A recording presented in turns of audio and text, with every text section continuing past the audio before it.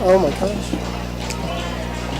Welcome to DCTV football here.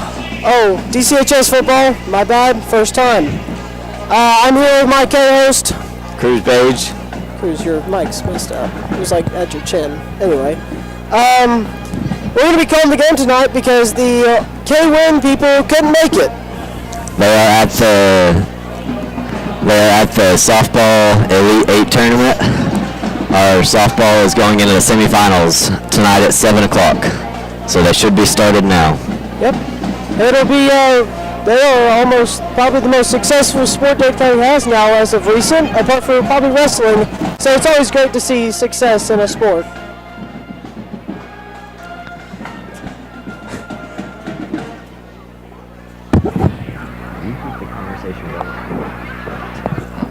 You keep the conversation going. I gave you something to go off of. You just said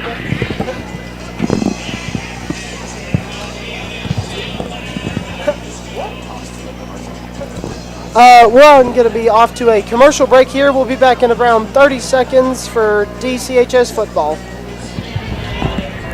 Great. You talk random stuff all the time, and you can't do it on a television broadcast. I told you that it's good to have a Dade County sports successful, and you didn't say, yeah, it's always great. We take it a little deeper. You said nothing. I was tossing to you. When things get hard. When you look at the naysayers and the haters, and there's a million of them, but you take it upon yourself to erase all doubt. Cruz, what's your opinion on that? Get that doubt out of here. I'm actually so scared how to get up against this ladder with this camera. Is my mic still good on this? Oh, wow, we're live. We're back.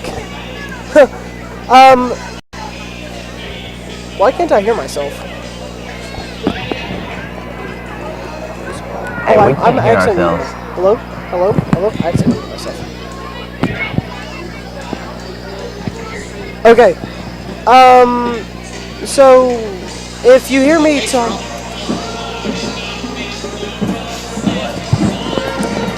Having a couple of technical difficulties with the mics here.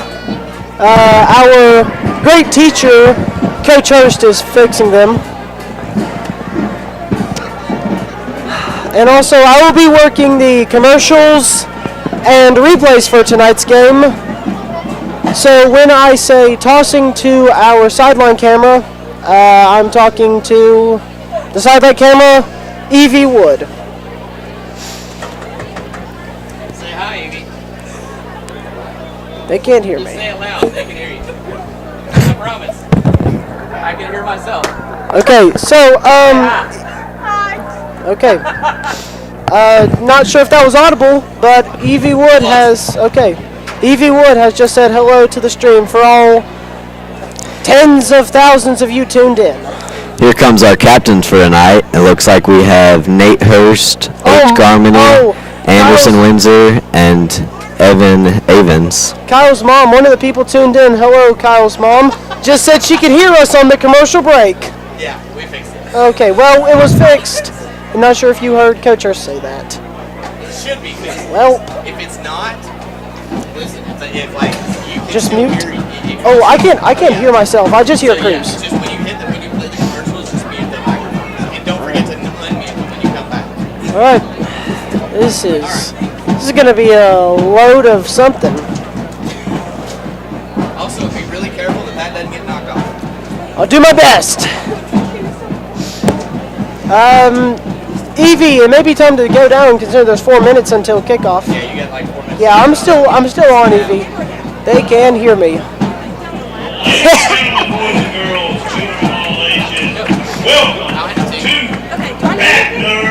Adios, amigos. And now it is me and Cruz Page here for the great game tonight. Hold on. Hello? Uh-oh.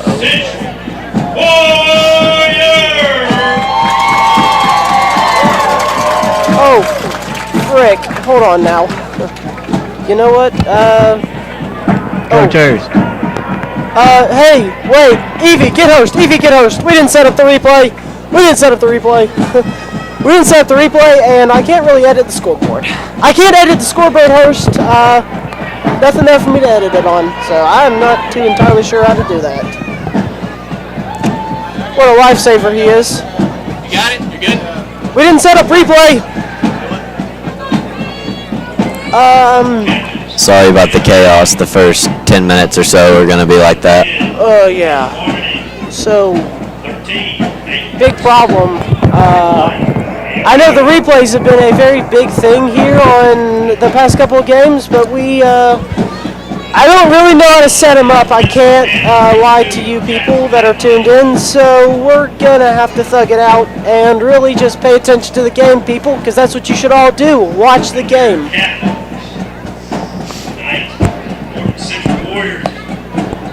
Okay, Cruz Page, just fix my mic. Oh no! Hurst! Hurst! How's up with Michael? You're going well. Administration team. How do I set up the replay? What? The replay! Are you muted yourself right now? No, I just You're haven't. still live and you just scream replay. Yeah, I did tell people that we may not have replay. There you go. It's going. We have replay. All right. Aye, aye, Captain. Oh, my dad just said we are listening. While Hurst was reaming y'all. I don't know what Kyle Westmoreland's talking about. Ooh.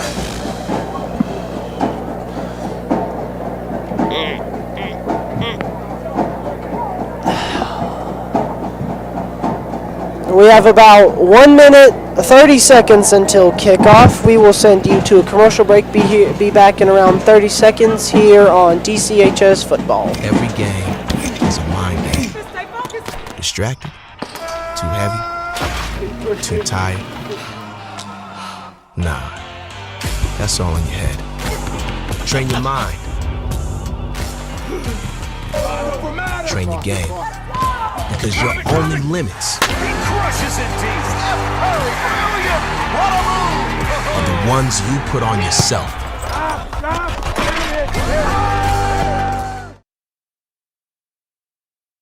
Lost the toss and will receive the opening kickoff as they are about to set up to run out.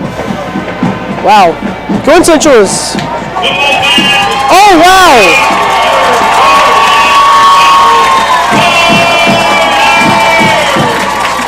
So, Gordon Central has a spear on fire, and they do the chop. I think they just want to be Florida State. No diss on that. It's pretty cool.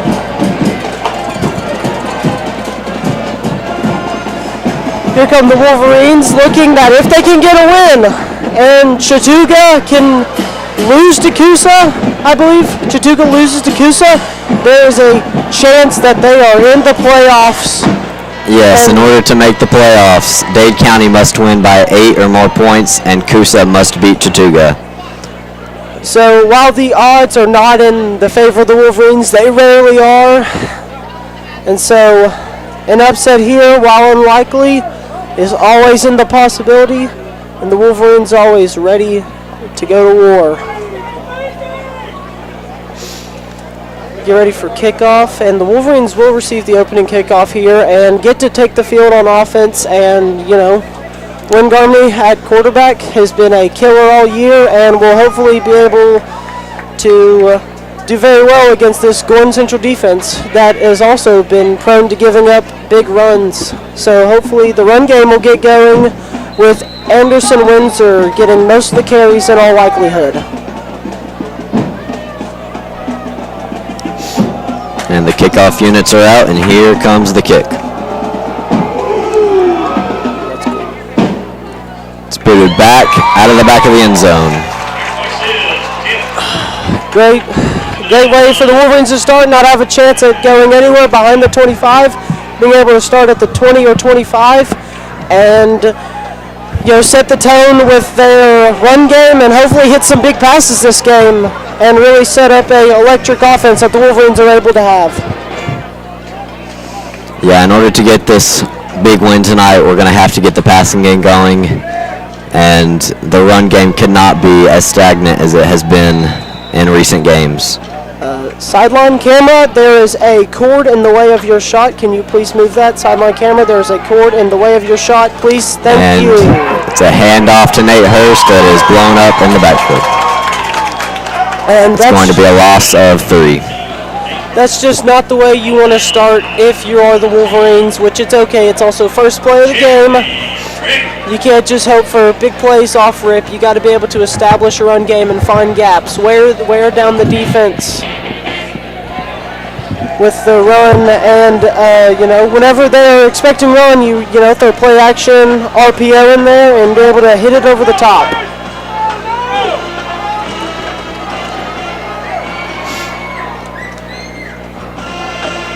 The running back moves into a spot on the line. It's a jet sweep, handed off to Hayden Dunn. And it's going to be a gain of about 1. The It is Wolverines 3rd and 12. The Wolverines have been prone to running that jet sweep. They run it a lot, to try to set a tone and confuse the defenses, and set it up later on bigger plays that can come off of faking that, because it is such a common play in the Wolverine offense. Here's the snap. It is a throw behind the line of scrimmage to Nate Hurst, incomplete. It is 4th and 12. Well, That one was a little bit in front of Hurst. Wasn't quite reachable. while not the dream start, it is, better than turning the ball over, and you can just hope the defense gets out there, gets a stop on, gets them to go 3 and out, and punt the ball right back to the Wolverine offense.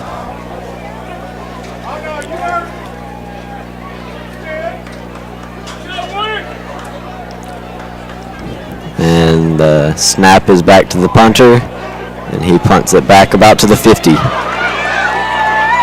And he's going to be blown up right back at the 50. Amazing hit by number 11, I believe, That is Cash Christensen. on the play. One of the star receivers for the Wolverines this season goes down and makes a big play on special teams. And there's been a lot of guys in the Wolverines that play both ways. But you're gonna have to do that when you're a small school. You can't just have guys playing specific one positions unless they're the best at that position. Kind of like Evan Avens and Win Garmany. Win Garmany for quarterback, Evan Avens at linebacker. Yeah, Evan Avens definitely the biggest star on this defense this year. He's been Has had a great season, a lot of TFLs and solo tackles. And here's the play. It's a handoff in the backfield. And it is going to be blown up by the Wolverines for a loss of about 1. The first guy to make contact missed, but just the Wolverine defense a really good job of maybe missing the first tackle, but they always swarm to the ball carrier after, especially whenever you stop them for no gain. It's really hard to get around this Wolverine defense once you've already started going backwards. About 9 minutes, 50 seconds remaining in the first quarter. Expecting a high-speed offense from both teams. And the snap. It's a pass in the backfield, and he is going to be nailed by a Wolverine. That was number 56, Jet Shavers, for the loss of about 4. I mean, just an amazing job, exactly how you'd want to start. If the offense is stalled out for the Wolverines, you want the defense to be able to come up and make these big plays in the backfield, getting a bunch of tackles for loss, and not allowing this Gordon Central offense to get started and moving downfield, because once a team gets moving downfield, it's harder to stop them than if you can shut them down on 1st and 2nd and get them way behind the sticks on 3rd down.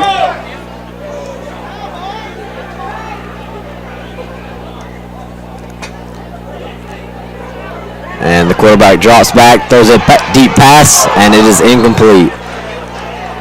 The receiver had all of our safeties and corners beat. However, the pass was overthrown by about 5 yards. Bring up 4th and 15 here. amazing first drive by the Wolverine defense. Now you can just hope this offense can step up and make big plays and, get Gordon Central on the back foot and, just put pedal to the metal with the offense. We've got H. Garmany back to receive the punt. And here is the snap. It's a high punt, not super deep though. Garmany calls a fair catch, and it is about to the 20-yard line where the Wolverines will start this offensive drive. Yep, really good job there. Wolverine defense able to shut down this Gordon Central offense. Now you want the Wolverine offense to get some positive plays here and just show that they can move the ball and make Gordon Central feel as though that they have to reply with runs, themselves. Yeah, that's definitely the start that you wanted to see on defense, but right here you're definitely going to want to try and lengthen this drive out. It looks like Gordon Central's only going to rush 3 or 4, so the backfield's going to empty. And it's going to be a jet sweep to Hayden Dunn, but it is going to be blown up for a loss of about 5. It's going to be 2nd and 15. That's not the start that you want when you're the Wolverine offense coming off of that amazing defensive drive. You really, really needed a positive play there, but it's 2nd down and 15 or 16, and it gives, you still have a ton of options. You can now start to air out the ball, Yeah, I think I would like to see a pass to Cash Christensen. He's been kind of quiet the past few games, had a great start to the season, and is still doing great on defense. However, he hasn't done much on offense since. And that pass is going to be incomplete to Drew Dubel. Going to go just over his head. Drew Dubel, one of the new guys, transferred to Day County from Chattanooga Christian School. Chattanooga Christian School. He's a very, very good basketball player that will be exciting to watch for the Wolverines this season. Basketball starts November the 14th, I believe, against North Sand Mountain at North Sand Mountain. So if you're Wolverine, be there. And it is 3rd down and 15. Empty backfield for Garmany, and he takes the snap. And there's a deep pass, Cash Christensen. However, it is going to be broken up by the safety, number 12 for the Warriors. It was a good pass, but the the safety just outran Christensen. Yeah, but that's the plays that you want to draw up for the Wolverines. You saw the defense bite really hard on that jet sweep because they've seen it already 2 times this game. And if you can free up Cash Christensen downfield, he's hard to stop once he gets going.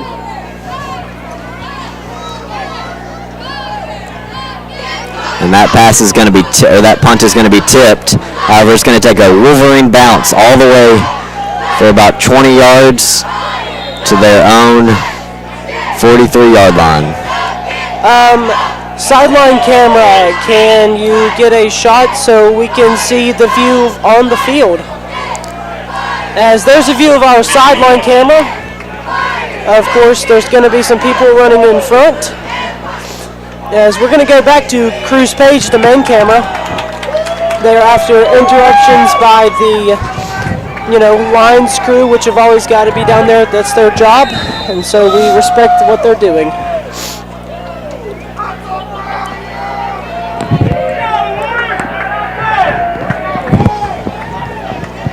And the snap, it's a handoff to the running back. He is going to be hit by Wolverines immediately for a loss of 2. Initial contact was number 14, Colt Owens, for the tackle. Both of these defenses just racking up tackles for loss. And, the Wolverines even missing a big key component on this defense, Kai Clark, who's had a bunch of big plays this year. He played some of the JV game, had a little nagging injury that wouldn't allow him to play this game. Yeah, he's going to be out for 6 weeks, which is unfortunately going to be the rest of the season for the Wolverines. And there's a handoff, a fake handoff, and it is over the head of the receiver. Pass to number 3 for the Warriors. Good defense by number 13, Nate Hurst. It's going to be 3rd and 12 on the Dade County 40. Nate Hurst's been one of the star cornerbacks for the Wolverines all season. Is that Dave's 40 or our 40? Is that theirs or our 40? Nate Hurst's been one of the star corners for the Wolverines all season. He's been back there playing safety and cornerback with a couple interceptions, a couple pass deflections. And the snap. And it's going to be a trick play. The quarterback acts like he's going to run it, but he hands it off to the running back, and then he will gain about 2 before he is brought down by Wolverines. There were about 2 or 3 broken tackles. That is one thing that the Wolverines have struggled with this season. The Wolverines, compared to other teams, relatively undersized on the lines, but the Wolverine linebacking core, Colt Owens, Evan Avens, and other guys that'll work in and out there have been able to make the tackles if the D-line's missing them. In the backfield for Dade County, we have 2 returners this time. It's H. Garmany again and Hayden Dunn back there with him. And it's going to be Dunn that takes this one. It's another fair catch. And Dade County is going to start this drive on their own 17-yard line. Yeah. As we will be heading to commercial here before the start of the next drive for the Wolverines, we'll be back here with DCHS football. Do they know you by name? Study your tape. Flinch. We're back here on Wolverine football as the Wolverines got back on the line very quickly And the snap, there's a flag out. Looks like the initial call is probably going to be, it's going to be a false start on the Wolverines for a loss of 5. It's going to be 1st and 15. And that's just what you cannot have happen if you're the Wolverines. The offense has already shown struggles moving the ball. I think both teams may have a genuine combined yardage game of -5 yards. So you cannot have these penalties happen that will pull your offense even further back when you've struggled to move the ball.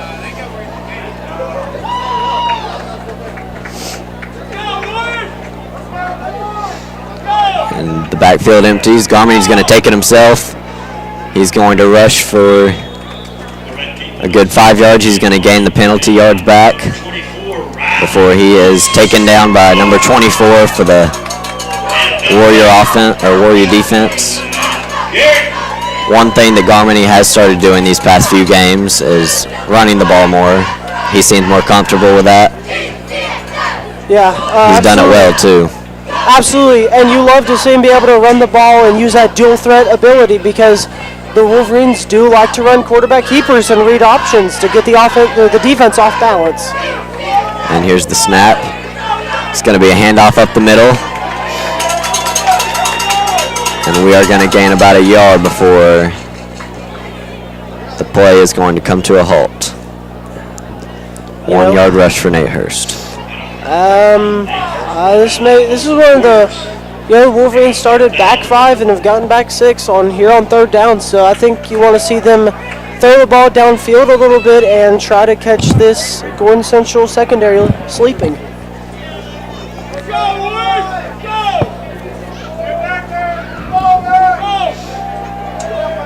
Garmany's going to take a deep shot to Cash Christensen. He's going all the way. All the way. Touchdown, Wolverines. I mean, could it have been? That is an 80-yard touchdown pass from Wayne Garmany to Cash Christensen. What a job there. Finding the man down the seam. And, I mean, he couldn't have put it more perfectly. He put it right in stride, and Cash Christensen's speed is just too much to try not to account for.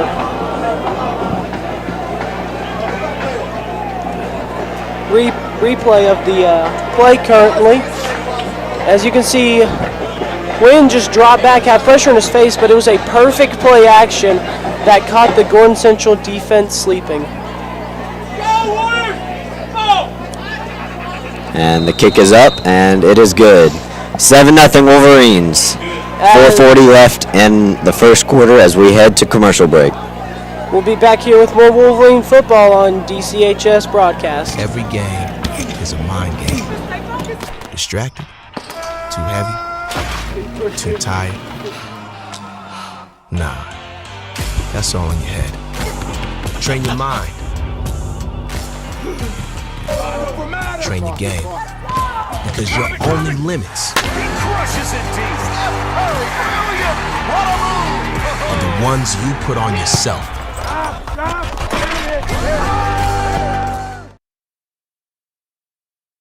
As we are back here on DCTV football, as we got 4:40 left in the first quarter, Wolverines just having a big passing touchdown to Cash Christensen. Yeah, that's something we definitely need to see tonight, especially having to win by 8 points. Can't be a close game at all. Absolutely. We need a big win. Absolutely. But the way this Wolverine defense is playing, I don't know if Gordon Central's going to be able to score a ton of points. The way that the Wolverine defense has just been able to stuff the run and even shut down the passes, the returner slips and his knee fell. He'll be down at about the 14. Yeah, that is going to be a great break for the Wolverines, especially with how explosive our defense has been this first few drives. Thank you to my mom for saying, stay calm, you sound good. Shout out Allison Dean. Just had to get a shout out there to my mom. And the Gordon Central offense trying to move the ball forward here. 1st and 10. And the snap, he's going to fake the handoff, and it's going to be a short pass at number 3 for the Warriors before he is met by a host of Wolverines to be taken down. It's going to be a gain of about 12. We apologize. We do not have a roster for the Warriors, so we're not going to know any of the names tonight. Yeah. We're just going to have to go by number. First down there for Gordon Central, and that's the place that the Wolverines got to stop those quick RPOs and read options, which is what that Wolverine offense got to catch this Gordon Central secondary sleeping.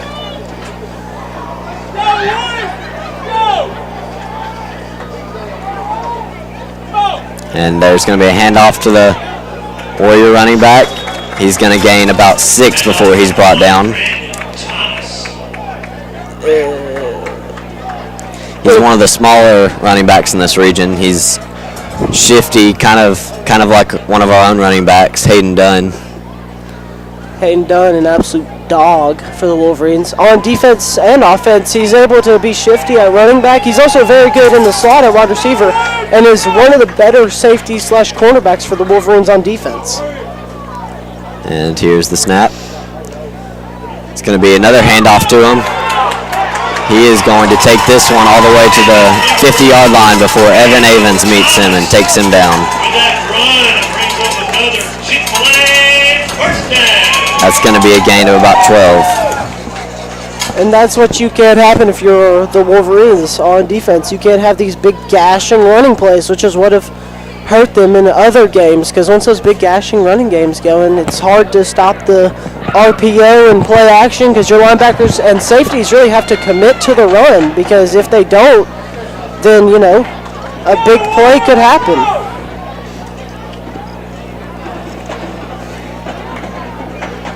And there's the snap. He's going to fake the handoff. Another short pass. That's going to be a gain of about 8 for the Warriors.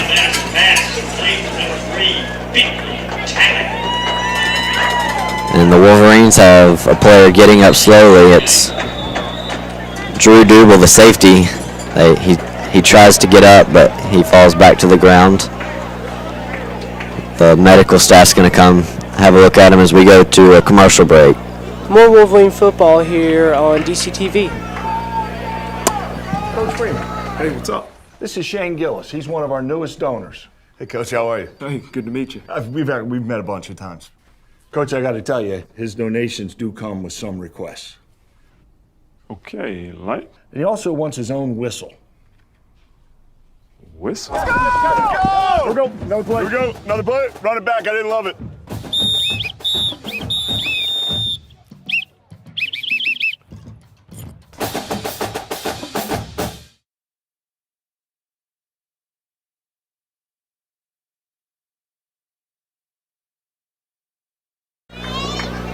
Welcome back. Drew Double is still down. Coach Poston is just walking out to check on him. He seems to be, we can't tell if it's dizziness or maybe an arm injury. His helmet is off and he's walking off the field slowly. Great to see him get back up and get on the field with the help of the medical staff, of course. We'll be hoping he comes back by the end of the game. He's definitely one of the key contributors to this defense. Having such a tall safety like that is super helpful on the deeper passes. Absolutely. As it's second and 2 here for the Warriors, looking And to here's get the snap. down. The quarterback's going to drop back, and he's going to throw a deeper pass, and it is going to be incomplete. Oh, they're going to call it a catch. No, they're called. Nope, never mind. They've changed their minds again. It is going to be incomplete. Incomplete pass, bringing up 3rd and 2. There were 2 refs signaling catch and 1 signaling incomplete. Looks like the final ruling is going to be incomplete. Yeah, seems the ball had hit the ground before it got to him. But boos here from the Gordon Central fans. Of course, going to hope that call goes their way.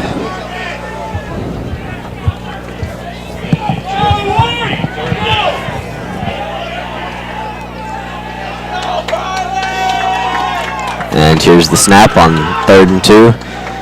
It's going to be a handoff to number 24. And he is going to be met right at the line of scrimmage by the Wolverines. And they're calling it a fumble. Fumble on the Wolverines have the ball. It was recovered by Hayden Dunn, number 20 for the Wolverines. It is going to be Dade County ball. I would like to apologize for the people at home. I forgot to click replay. So we will not get a replay of that. Sorry. My first time broadcasting, and I'm not exactly the professional of this. And this Wolverine offense is back out there, hoping to get something done.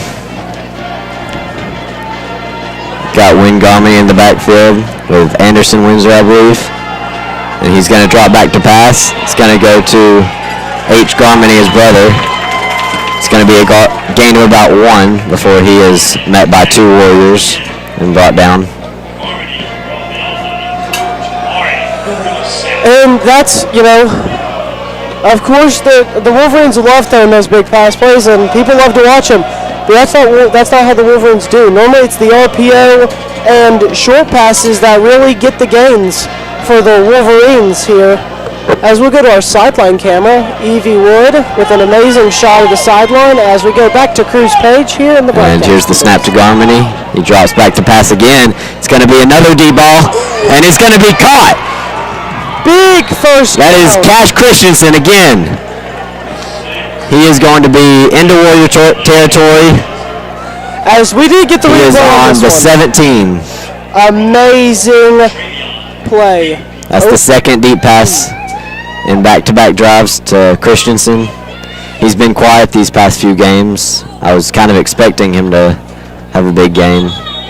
I clicked replay on the wrong thing. And there's going to be a timeout called for Gordon Central. We will send you to a 30-second break here on DCTV football. See you in 30 seconds. Every single day.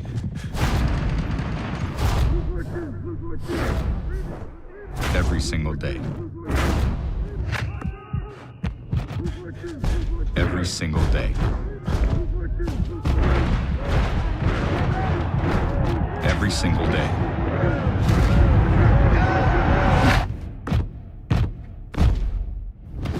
No matter what.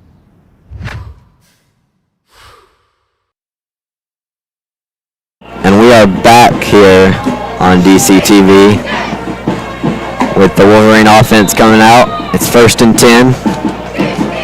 Garmany is in an empty backfield. That's kind of rare to see, especially in the red zone for Dade County. It's going to be a pass to Harley Russell, and he is going to drag 3 corners for about 5 yards after first contact for a gain of about 15. What a play by Harley Russell, who went out earlier this season with a concussion, and he hasn't been getting the big snaps for the Wolverines. But it is amazing to see him contribute in such a big way there, getting them to 1st and goal.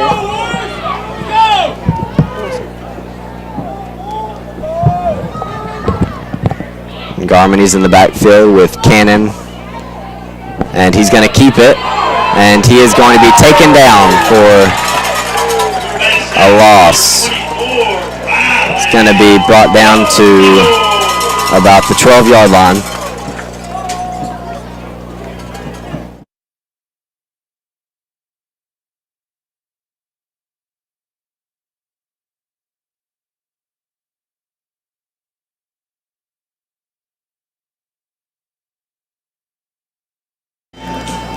We have about 20 seconds left in this quarter. It's going to be time for just one more play. And here's the snap, and the whistle is blown. It's going to be a false start on the Wolverines for a loss of 5. It's going to be 2nd and goal from about the 17. And that, that is just the last thing you want if you're a Wolverine there. You want the offense to continue this amazing momentum after that big pass play, and then that play that gets you to the 4. And, just not what you want to see as we come to the end of the first quarter here. The score 7-0 Wolverines, as we will take you to a 30-second commercial break back on DCHS football. Do they know you by name? Let's go, boy. Do they know you by name? Study your tape. Flinch, hearing your number.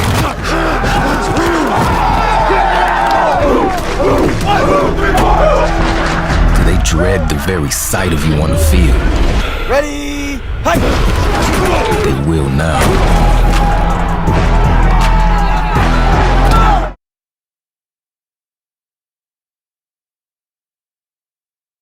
And we are back here on DCTV as the two teams are flipping sides of the field. Dade County's got a 2nd and goal, but the field position is not where you want to be in this position. Absolutely. We are up 7-0, so that is a bit of cushion if we do need to kick a field goal. Yep. That'll put us up by 10 if Bradley can make it.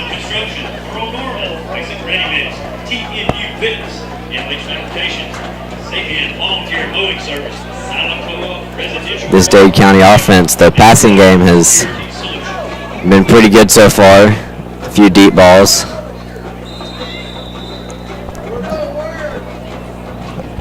And Garmony's lined up in the backfield with Nate Hurst, and he takes the snap. Hurst goes on a route. And Garmony is going to take a pass, and it is over the head of his receiver. That was number 4, Harley Russell. It's going to be 3rd and goal for the Wolverines. Still one more down here for the Wolverines to, in all likelihood, try to center this ball up, make the kick easy for the kicker Carter Bradley, who's been very good on the season in general. Missed a couple early in the season and struggles from further back, but this one is a relative chip shot for him. Yeah, he's hit some pretty deep ones in practice this season. It just hasn't quite converted to the field. And he's got a wide open receiver. It's H. Garmony, and he cannot break free, however. He's going to get down back to about our 10-yard line for a gain of 8. As that'll give the Wolverines 4th and goal here at about the 10.5. So and the kicking unit is going to come out. Bradley's going to try and extend this lead by 3 points. We saw the snapper, Rusty Hartline, who's had a couple bad snaps. And here's the kick. It is up, and it is good. Wolverines. That is going to give the Wolverines a 10-0 lead over the Warriors at the start of the second quarter with 11:10 left. we're going to go to commercial break here on DCTV Wolverine Football. Every game is a mind game. Distracted? Too heavy? Too tired? Nah, that's all in your head. Train your mind. Train your game. Because your only limits are the ones you put on yourself.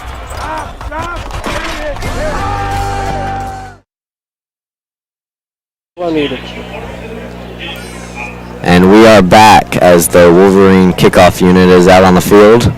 Wolverines are up 10-0 early in the second quarter. It's definitely the start that you want to see. Had a slow start on offense, but then after the 80-yard touchdown catch by Christensen, we've gotten going since then and haven't stopped. Absolutely. Defense has been very strong so far. The defense, apart from the last drive where they were moving down the field, even then forcing a turnover, which the Wolverines have done very well this season. And here's the kickoff. It's going to be fielded around the 10-yard line, and he's going to take it out. He is going to break a few tackles before he is brought down right at the 25-yard line. That was Evan Avens who made initial contact. And if you're I'd like to give a shout out to my grandparents who are watching. Absolutely. Shout out the family who is supporting us. And my second time, I did do the Warren County game with Eli Ryan. But, you know, me and Cruz Page now rocking together. Amazing commentary duo, ESPN. I'm just saying. Yeah, for sure. No. But all Here comes the Warrior offense. They've had a slow start. They did get their running game going a little bit on that last drive before initially they fumbled the ball on a third down play. And on that third down play, the Wolverines had stuffed him in the backfield. Yeah. And here's the snap. The backfield empties. And he is going to be taken down for a sack. That is none other than Anderson Windsor and Jet Shavers. Jet Shavers is one of the younger leaders on this team. He's a junior. Probably the best defensive junior on this team. Yeah. One of the better defensive and offensive linemen. Yeah. This Wolverine D-line in and of itself has struggled to get pressure, but when they do get pressure, they are able to bring down the quarterback, and they've been really, really good against the run with the linebackers helping. And here's the snap. And there's going to be a penalty called as the play is called dead. I believe it's false start on Gordon Central. That is going to be delay of game on the Warriors for a 5-yard loss. It's going to be 2nd and 17. As you love to be that, you love to hear that if you are a Wolverine fan, and you know, just in general, absolutely amazing news. And here's the snap. Quarterback drops back. It's going to be a short pass, broken up by Cash Christensen. Amazing job by Cash Christensen breaking down on that route and now running the comeback route to fool him by faking vertical. Yeah, that's one of the plays that's definitely hurt the Wolverines on defense this year. They've kind of played back more.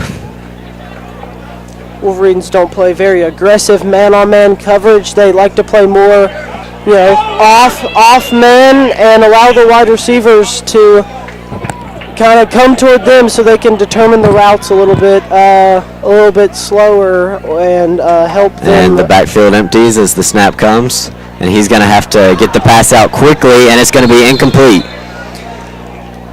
The quarterback felt pressure coming and had to get rid of it, and the receiver was not quite ready.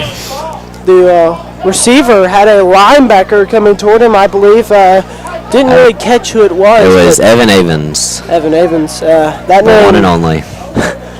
If you I mean, if you watch any bit of Wolverine football, you know Evan Avens by heart. You know he is the defensive leader, tackles leader, and overall probably the best player, apart from maybe H, on the team. We have H. Garmany back for the punt, and that is a high punt, not super deep once again, and it is going to take a Wolverine bounce. It's going to be spotted, I think, around the 50. The Warriors special teams touched it around there. Ball still hasn't been placed. I believe it'll be at around... There's going to be a penalty on the Warriors. I believe that may be illegal touching. It's going to be 1st and 10 for the Wolverines. Looking to have in their own territory on the 48-yard line. Looking to have their 3rd straight scoring drive this game. And, I mean, if they keep playing like this, that 8-point win is looking very reasonable. It's almost intercepted. That ball was very well read by the corner, number 4 for the Warriors. Yeah. I mean, he had to dive for that ball. It came right off his hands. Almost disaster there for the Wolverine crew on offense, but that's, Nate Hurst runs off the field. Getting subs back in. Drew Dubel back in the game on the far side of your screen. Wide That's receiver. Always a good sight to see. Yeah, knowing that it wasn't concussion and that he's able to come back in the game and, play. And here's the snap. It's going to be a handoff to Windsor. He is going to gain about 4 before he is brought down. He's been one of the key parts. He's one of the better tacklers on our defense and has kind of turned into one of the main running backs for this offense.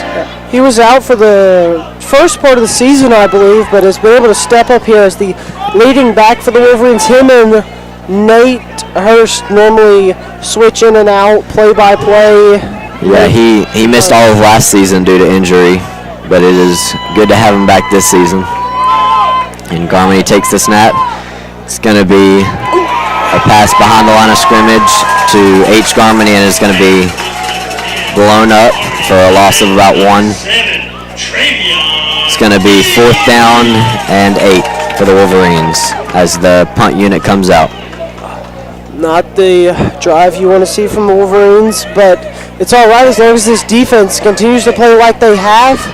With around 8 minutes here in the half, and after half, the Wolverine defense gets to come back out. So you don't want to have a long drive here for Gordon Central. You want to be a quick 3 and out.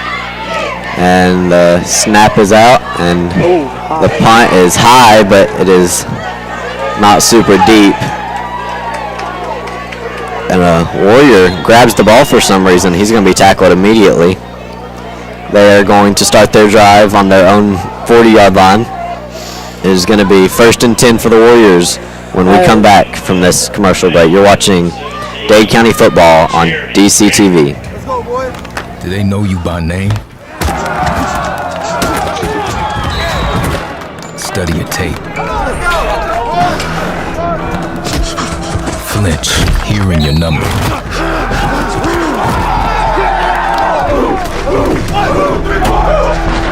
Do they dread the very sight of you on the field? Ready? Hey! They will now. Unmute. And we're back as the Warrior drive has started. It's going to be a handoff, and he's going to be met by some Wolverines and then push for another 7 or 8 yards for a Warrior 1st down. As we would like to go to our sideline camera now,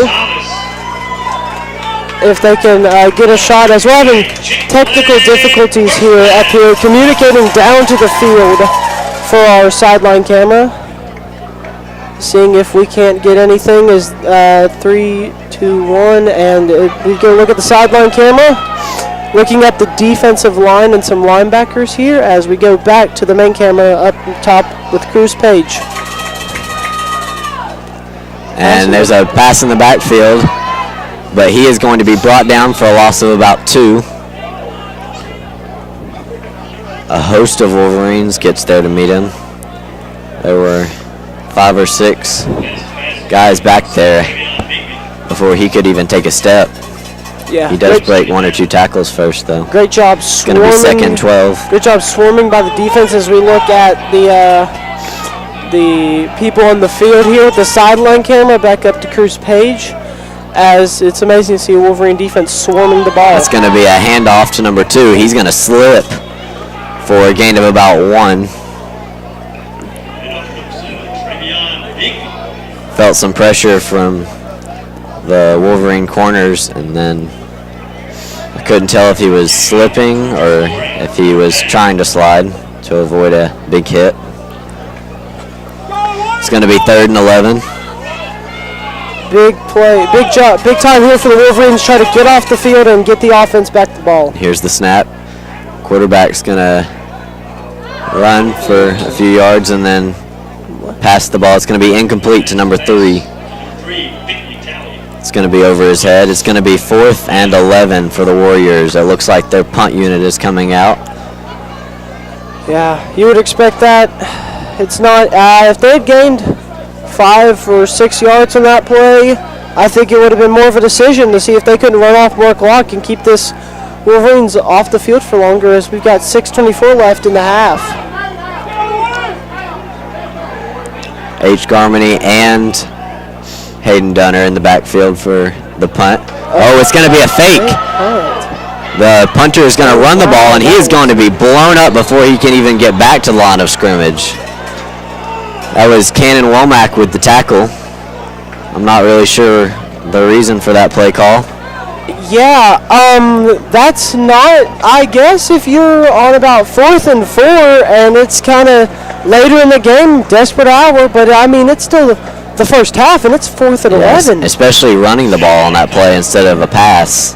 A pass I could understand, but not I guess a if run. you see it on NCAA, it might work in real life. As we go to the sideline camera here, on 1st and 10 for the Wolverines with Wynn Garney in the shotgun.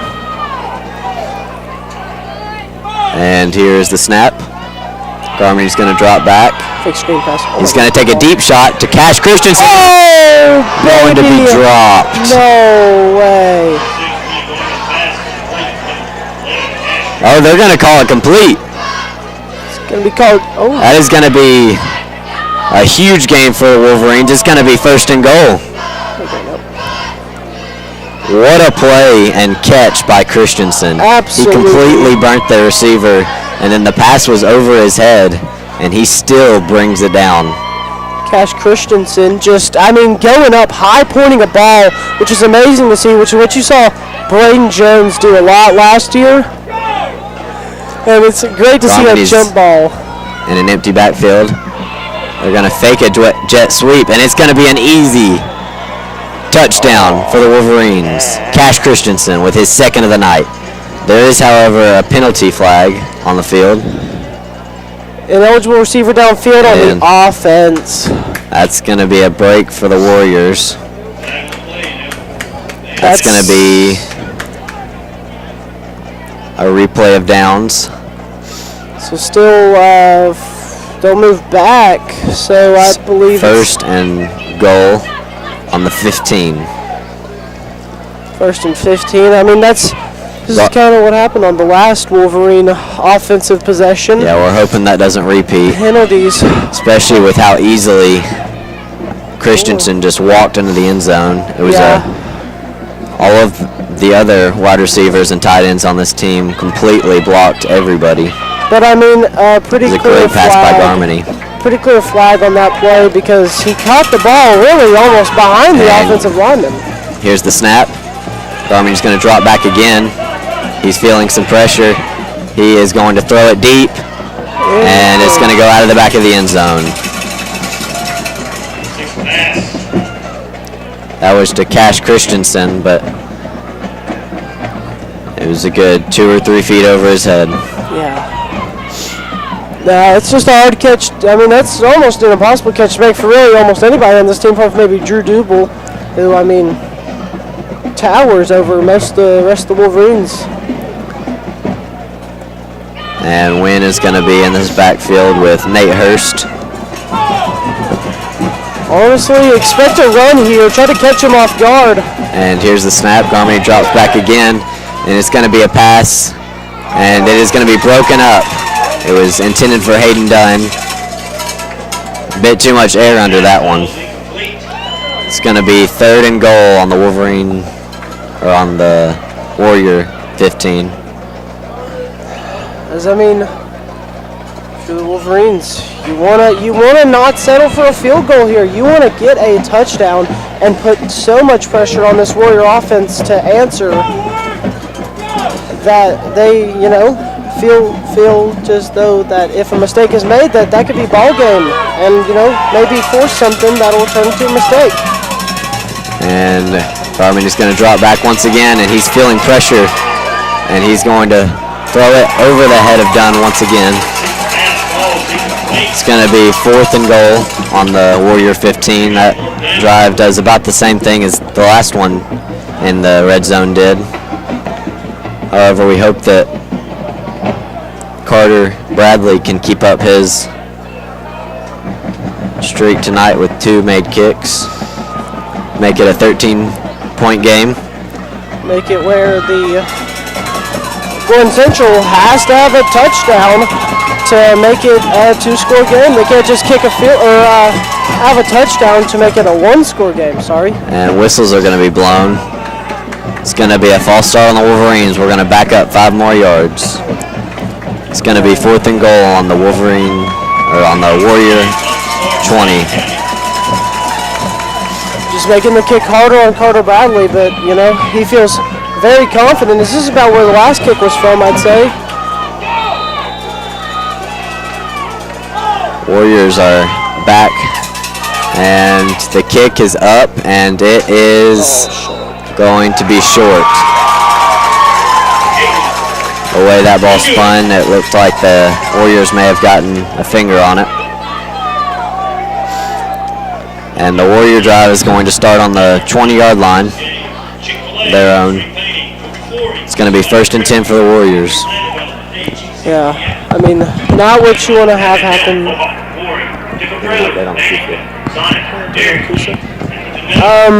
We will be seeing if there's anything new on the Coosa-Chattooga game, which is going to be a necessity if the Wolverines want to make playoffs this year. Yeah, Coosa has to beat Chattooga, otherwise Wolverines' playoff chances are not good at all. And the snap, it's going to be a handoff to number 1 for the Warriors. He is going to outrun, and he's going to get all the way out to the Warrior 30-yard line, but there is a flag. Flag on the play, holding on the Warriors. That is going to be a huge break for the Wolverines. It's going to be 1st and 20 now, replay of down.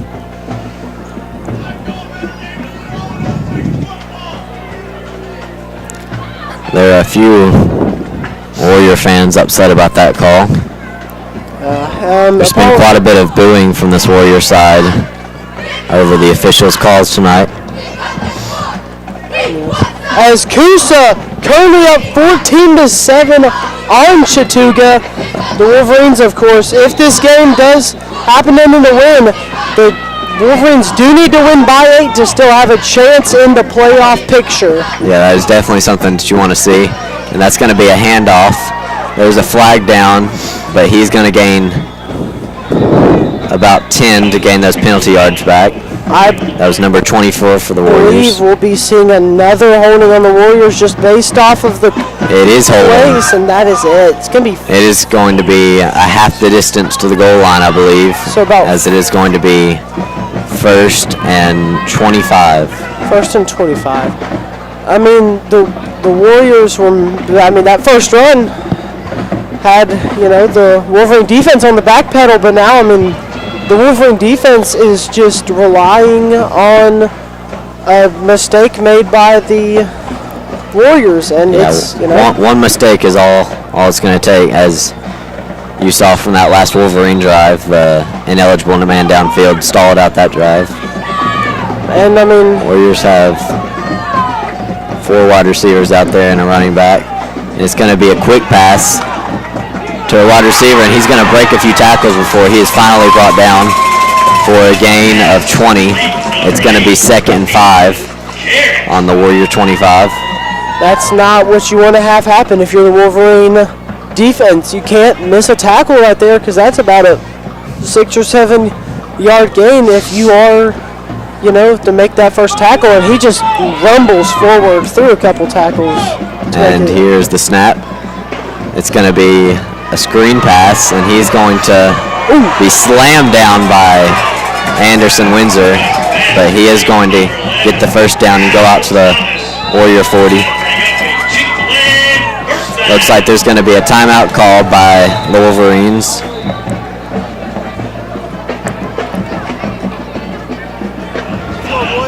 Do they know you by name? Study your tape. Flinch, hearing your number.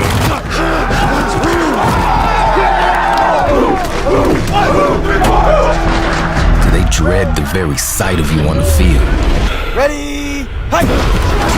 They will now.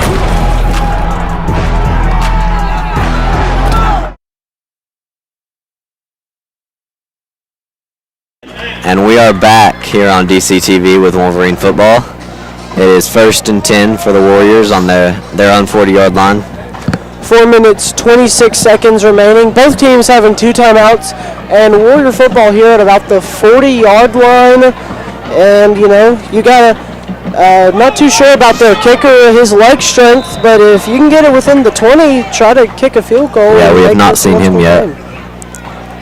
And here's the snap. It's going to be, looks like it's going to be a fake handoff. He is going to be sacked. Big sack there for the Wolverine defense. Lost about 5 on the play. It is going to be 2nd and 15 for the Wolverine, or for the Warriors. Great job by this Wolverine defense, swarming to the ball, pressure off the edge on a blitz that didn't really get picked up. Probably, I think it got chipped by the running back, but he kind of came free as everyone else just swarmed to him after. Yeah, that was a great play by the defensive line. And here is the snap. It's going to be a handoff, but he is going to be met immediately at the line of scrimmage for a gain of about 1 before he is swarmed by Wolverines. 3rd and about 14 here. Stop here would be great for Wolverines. Still about 3 minutes and 20 seconds left. It would be plenty of time to score again, especially with the 2 timeouts that we have left. I would say taking that timeout 2 or 3 plays ago was a good call by Poston. As to the sideline camera we go, and then back to the main camera up here with Cruz Page at the helm. And there's another blitz. Evan Avens comes, but he is going to get the pass off, and the ball is out again. The Wolverines are going to recover it. He's still going. They can't get him down. What a play by the Wolverines. The 2nd forced fumble and fumble recovery of the day. That is going to be Anderson Windsor with the forced fumble and recovery, as he's having a great night on defense so far. He's tackling very aggressively. Absolutely. As seen there, to force the fumble. It's going to be Wolverine ball on the Warrior 35. Great field position to start this drive. You do wonder, though, is Poston going to try and draw this drive out a little bit? We've got about 2 minutes and 50 seconds left. Yeah. I don't know if he's going to want to give the Warriors the ball back, though, with how their offense has been. Deep ball hold on the play, though, and then PI on the back end. Those are going to be offsetting penalties, I believe. That is going to be a huge break for the Wolverines because there was a clear hold on the line of scrimmage. And then the cornerback on the back end, I believe guarding Cash Christensen, kind of wrapped his arm around him. Yeah, I'm not really sure. There wasn't much of a need. That ball was pretty well overthrown. So I believe those will be offsetting penalties, but since pass interference will be more yards, it may be 1st and 10 even further along for the Wolverines. There's the holding call, and there's the pass interference call, and they're going to offset. It's going to be replay 1st and 10 for the Wolverines. Big break for the Wolverines. Nate Hurst there. runs onto the field. Stopped it from being 1st and 15 at about the 44, 45, or 40, and it allows them to just start back up like the drive just started.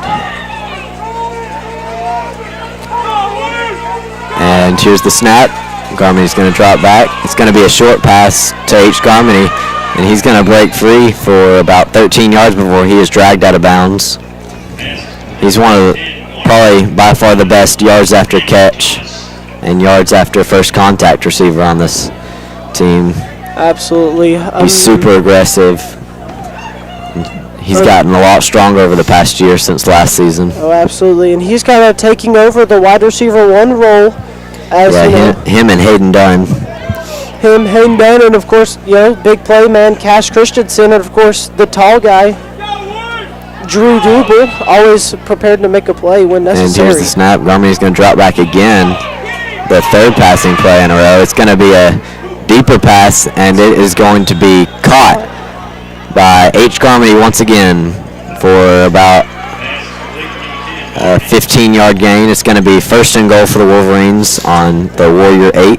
What an amazing drive by the Wolverines. Two big plays get big gains for a 1st and goal here at the 8. Yeah, for sure. The only issue is we've only burned about 30 seconds of clock. I think if we do score a touchdown here, that'll be worth it. Which is all right because the clock is moving, and unless Gordon Central wants to burn a timeout, that clock won't stop unless the Wolverines. And that's going to be a handoff to Nate Hurst. He's going to get maybe a yard, if that, on the play. 2nd and goal here, as the clock running down now at about 1:50 remaining in the half, as you want to see the Wolverines punch it in, or at the worst they make it 13-0 and make it a 2-touchdown game basically for the Warriors to take a lead. We go to our sideline camera, a good shot, and we go back to Cruz Pay. Puts a man in motion, and he's going to hand it off to him. And he is going to be taken down for no gain. It was Hayden Dunn on the jet sweep. The Wolverines have had, that's probably been the most used play for the Wolverines offense this season. Absolutely, and I mean, here on 3rd and about still 8 to go, I think you want to see a play action, an RPO, try to hit a dump down pass, or have Wynn, who's able to do it, make a play with his legs. Yeah, for sure. We've got Nate Hurst in the backfield, definitely one of the stronger guys. Yeah, he's going to be a blocker, and that's going to be a pass, but it is going to be out of bounds. Threw it pretty far in front of the receiver, and it looks like the offense is wanting to stay on the field. I think that's a very important decision for Poston to make, even after a Carter Bradley missed field goal. Is a timeout here called. Yeah, the Wolverines are going to call a timeout. I think that's a smart move, talk things over. Wynn Garmony seemed like he was trying to convince Poston to let him and his offense stay on the field. Here on the sideline camera, Evie Wood, just seeing, what the Wolverines are going to decide to do. Carter Bradley out there warming up the leg, trying not to go 1 of 3 after making the first one. This one much more of a chip shot, and I think the Wolverines, kick the field goal and try to just see what the defense or special teams can do here. Yeah, as we go back to the big shot here with Cruz Page, and the Wolverines, really what they want to do here is get as many points as possible. So if you feel more comfortable just kicking the field goal, you kick the field goal. Yeah, it looks like Carter Bradley is going to come onto the field. Smart decision there from Poston, not risking the chance for a big play at the end of half, getting, a little bit cheesy with the play calls, A little bit of a Tennessee flashback, Alabama game right before half. This is definitely a shot that you want to make, though, with how close it is. The Warriors did get a finger on the last one. Here's the snap and the kick, and it is up. It's got the distance, and it has the accuracy. It is good. It's going to be a 13-point game, 13-0 Wolverines. As we've got about 35 seconds remaining, as I believe we're going to go to a commercial break. Defense is going to need to come up strong here. As we're going to go to a commercial break here. Here on DCTV, you're watching Wolverine football. Do they know you by name? Study your tape. Flinch, hearing your number.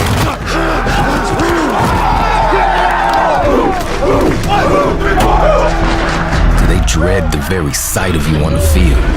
Ready? Hey! They will now.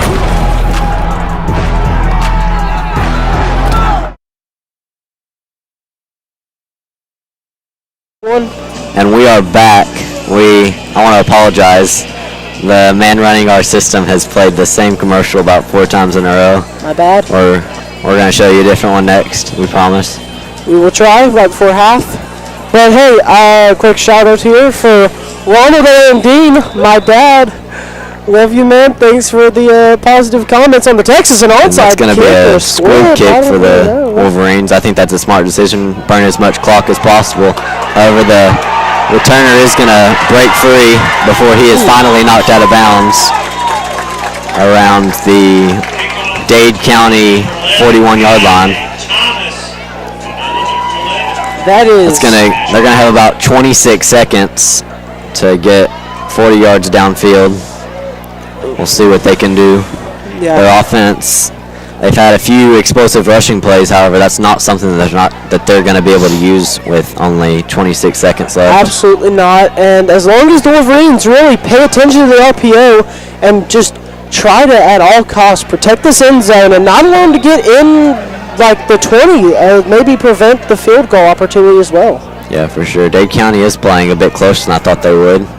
It's going to be a short pass. It's tipped up in the air. It's almost picked off by number 9, Nick Moreland. That would have just in front of him. That would have been huge for the Wolverines to get a turnover, to get 2 turnovers within maybe 3 minutes of each other. Yeah, this Wolverine offense has looked pretty elite tonight. You can really tell that they want this win. Yeah, and that these seniors do not want their football careers to end quite yet. And this defense as well, been able to just stuff everything, apart from just a couple plays. Here's the snap. Quarterback's going to drop back for a deep pass. And it is deep. That is going to be pass interference, though, on number 9, Nick Moreland. Almost came Not sure if it was catchable anyway, but he did hold the man a little bit. Almost a big play for him, but you know,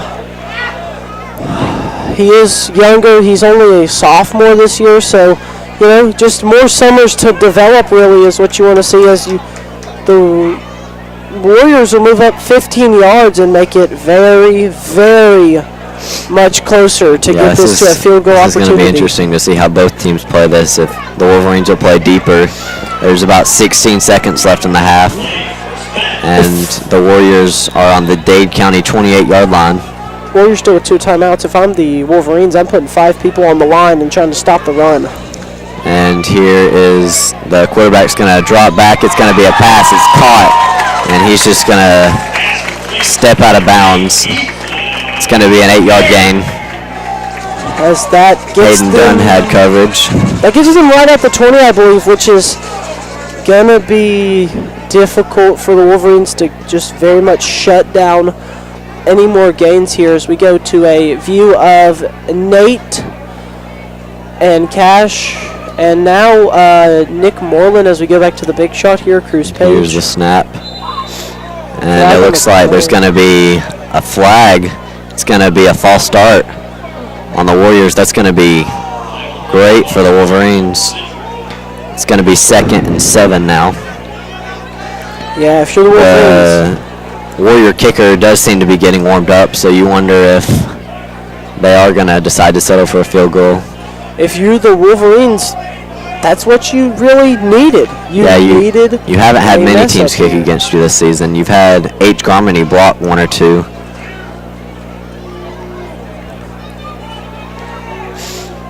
I apologize for any unsteadiness of the camera. Not exactly on the sturdiest of platforms. I think every time the fans, whisper, shakes a little bit. The officials are holding the play. It looks like the clock is trying to be fixed.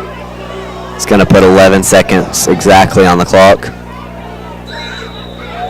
The whistle's blown. And here's the snap. And he's just going to hand the ball off, or he's going to fake it and run it himself. He's going to gain about 5 yards. He's going to gain the penalty yards back. That's going to put 4 seconds left on the clock on the Wolverine 20. I'm going to take a guess and say they're going to kick this one. Though their kicker doesn't seem to be in the huddle. He's jumping up and down on the sideline. They may want to go for a deeper pass. Get a view of the sideline with five seconds now remaining. I guess the penalty runoff plays into the account. So I believe if you're the Warriors, you want to kick this field goal. You want to at all costs get as many points as you can to end this half, because this Wolverine defense has stopped you, and this is the closest you've gotten so far to having a scoring drive as we go back to Chris Page on the big shot. And yeah, it looks like the Warrior offense is out there still. So the Wolverines have 3 safeties back, and they're going to take a timeout now. Timeout by They may have not been ready for that one. Maybe just sending the defense out there. No, never mind.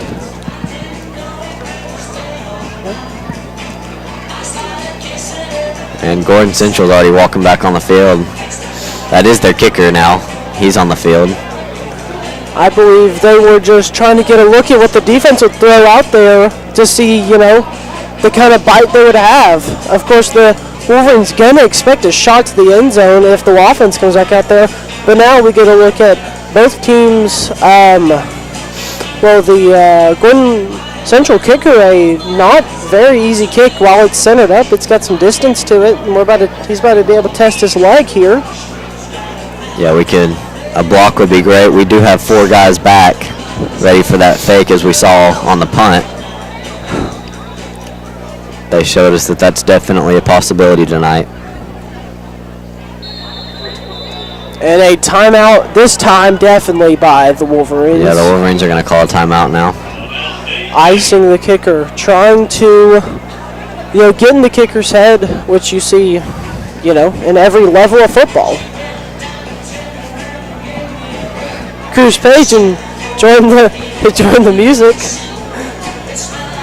Always just trying to have fun when it's, Halloween night, and, none of us are able to trick or treat. But, we did get a nice gift bag from my grandma and a gift bag from somebody in the stands that we actually don't know who it was. But thank you, whoever that was. Thank you. Always nice. And here comes that Wolverine special teams.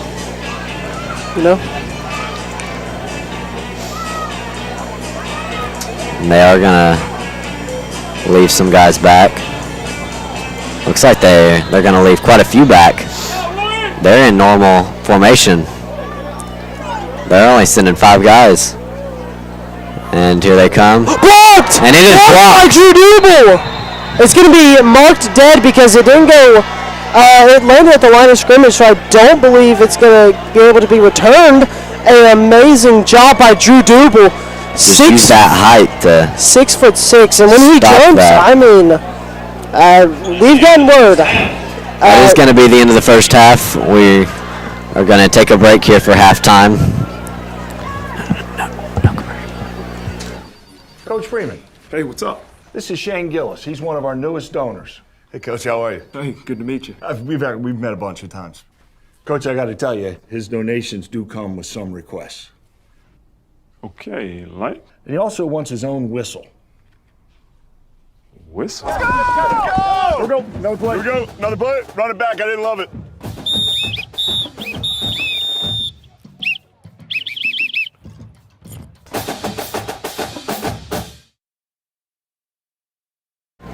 All right, we are back. We are going to take a short break for halftime. We'll let the bands perform their performances, and then we'll be back when there's about 2 minutes left.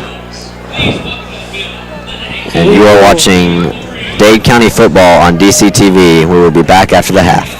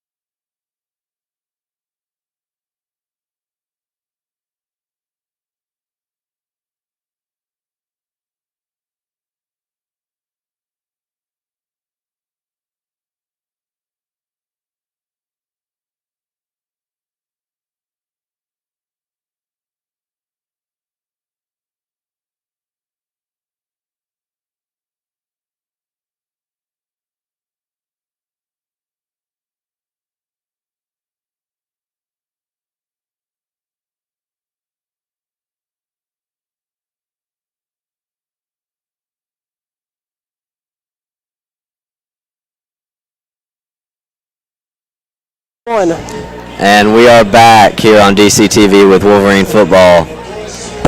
An update on the Coosa-Chattooga game.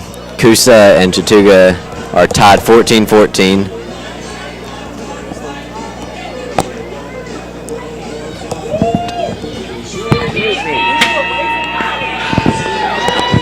Coosa was up 14-7, however, they have given that lead up a little bit. The third quarter has just begun, so we are hoping Coosa can pull that one off. The Wolverine kickoff crew is coming out after a hot start in the first half. Yeah, you want to see the Wolverines defense go out there and get a big stop here and get it back to the offense and go up by about 3 scores.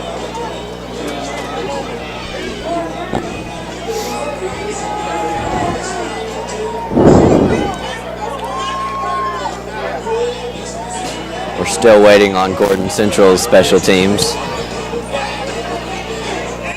They're still in the huddle with their coach. Here they come. I'm sure that locker room was not as eccentric as ours after a rough first half. We apologize for the amount of crowd noise. And here's the kick. And it is fielded, and it is a fair catch. It's going to be right around the Warrior 28. Yeah, like I said right before kickoff, you want to see this Wolverine defense. You want to see this Wolverine defense go out and get a huge stop here. Yeah, this defense coming out hot would be huge. Our team relies so much on momentum this season. As you've seen, most of our wins have been really big. The 45-0 win against Armurchie. The momentum never stopped on defense or offense in that one. And the Wolverines need to feed off that momentum to end the half with a blocked field goal. Yeah, for sure. And here's the first snap of the half. Quarterback's going to drop back, and it's going to be a screen pass for a gain of about 4 yards before he is brought down by number 9, Nick Moreland. About 2nd and 7 here for the Warrior offense, as you want to have the defense really not give up a gain, or even, if it is a gain, just a couple yards, and keep them relatively at a longer distance. Yeah, we're definitely going to have to, the run game and the screen passes really hurt us. Oh, that ball's tipped. It is picked off. It is Wolverine ball already. By who else? It is Evan Avens. Evan Avens. It is already Dade County ball here in this third quarter. And if our offense can come up with any sort of score, it will be a three possession game. That will be huge, especially with how electric our defense has been tonight. That is so big for the Wolverine defense, but there's been a big problem here for the Wolverine offense, and it's scoring in the red zone, finishing with a touchdown and not just getting the field goal and settling for 3. Yeah, I don't know if you guys can tell, but this crowd is silent compared to what it has been. And here's the first offensive snap for the Wolverines. And Garmey's he slips, but he regains his balance. It's going to be a short pass, incomplete. Intended receiver was Cash Christensen, who's a little bit out in front. Had to throw on the run with 2 Warrior linemen coming after him. You want to see Wynn be able to make that throw. Of course, only a sophomore, his first year truly starting all season. Of course, last year having kind of committee of quarterbacks, him, his brother, and Bryson Schrader kind of all splitting a couple of games. You want to see one guy, and that's been Wynn take over this season. Here's the snap. It's going to be a handoff to number 21, Anderson Windsor, and he's going to have some momentum before he is finally brought down to about the Warrior 17 for a first down. That's going to be about a 13-yard gain. Great run by Windsor. First and broke goal about 3 here. tackles. First and goal here for the Wolverines, and this is where the penalties hit them during the first half.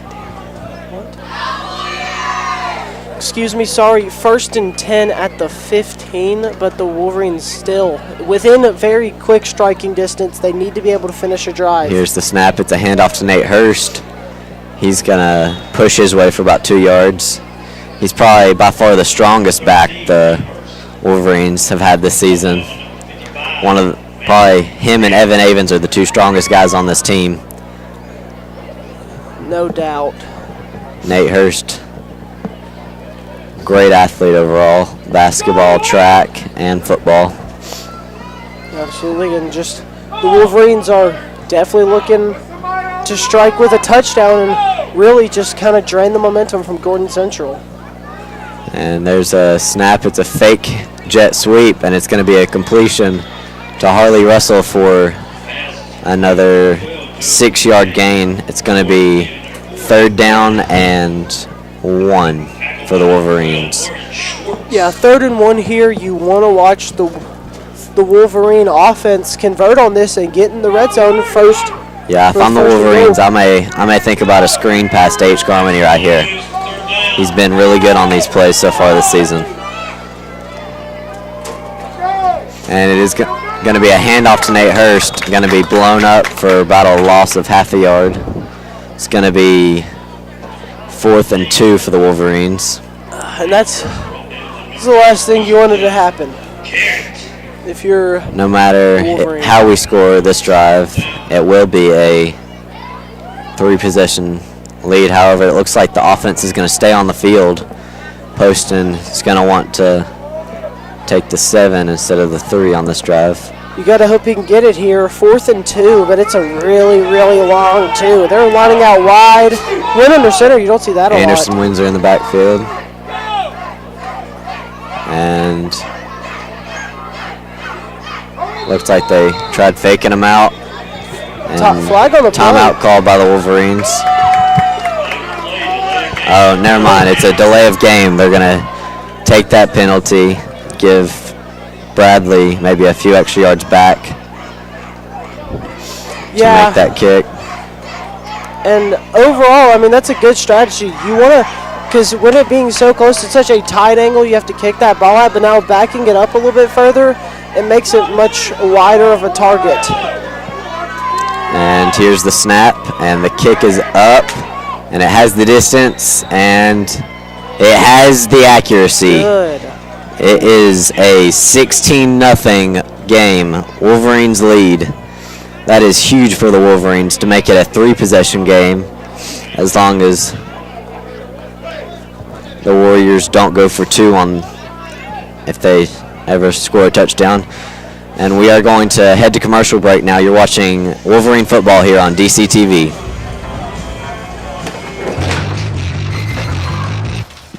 You know, the Greek philosopher Aristotle said, you are what you repeatedly do.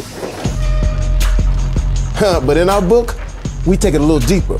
We say you are what you repeatedly do when things get hard. When you look at the naysayers and the haters, and there's a million of them, but you take it upon yourself to erase all doubt. Doubt. Get that doubt out of here.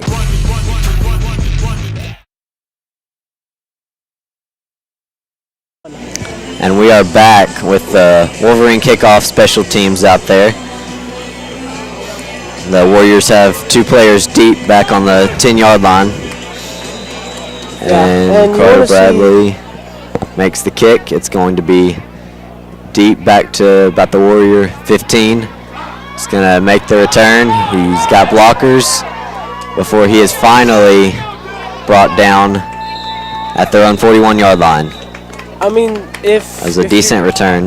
Not what you want to see for that Wolverine special teams. You know they've had some trouble, especially receiving the ball this season. Yeah, and if you're a Warriors fan, you know, there's one positive to look at, and it's that this return team has been able to break out a couple 20, 30-yard returns, which you want the offense to capitalize off that. But if you're a Wolverines fan, you want the special teams to be able to they're one of the quicker and not give one of the faster angles. teams in this region. Absolutely. On first and here's the first snap of the drive for the Warriors. It's going to be a handoff. And he's going to be met immediately and dragged out of bounds. I believe we're going to have a hold on H. Garmany. I saw it. He threw at least one hand up. hand up as the guy just kind of dragged him backwards from the player, and I think this will go back and be 1st and 15. Holding. And holding on the offense. It is going to be 1st and 20 on the Warrior 31-yard line. I mean, I don't want to say it was obvious, but if you don't call that, you know, Cruz Page has glasses up here. I'm sure he'd be willing to let you borrow them, but, you know.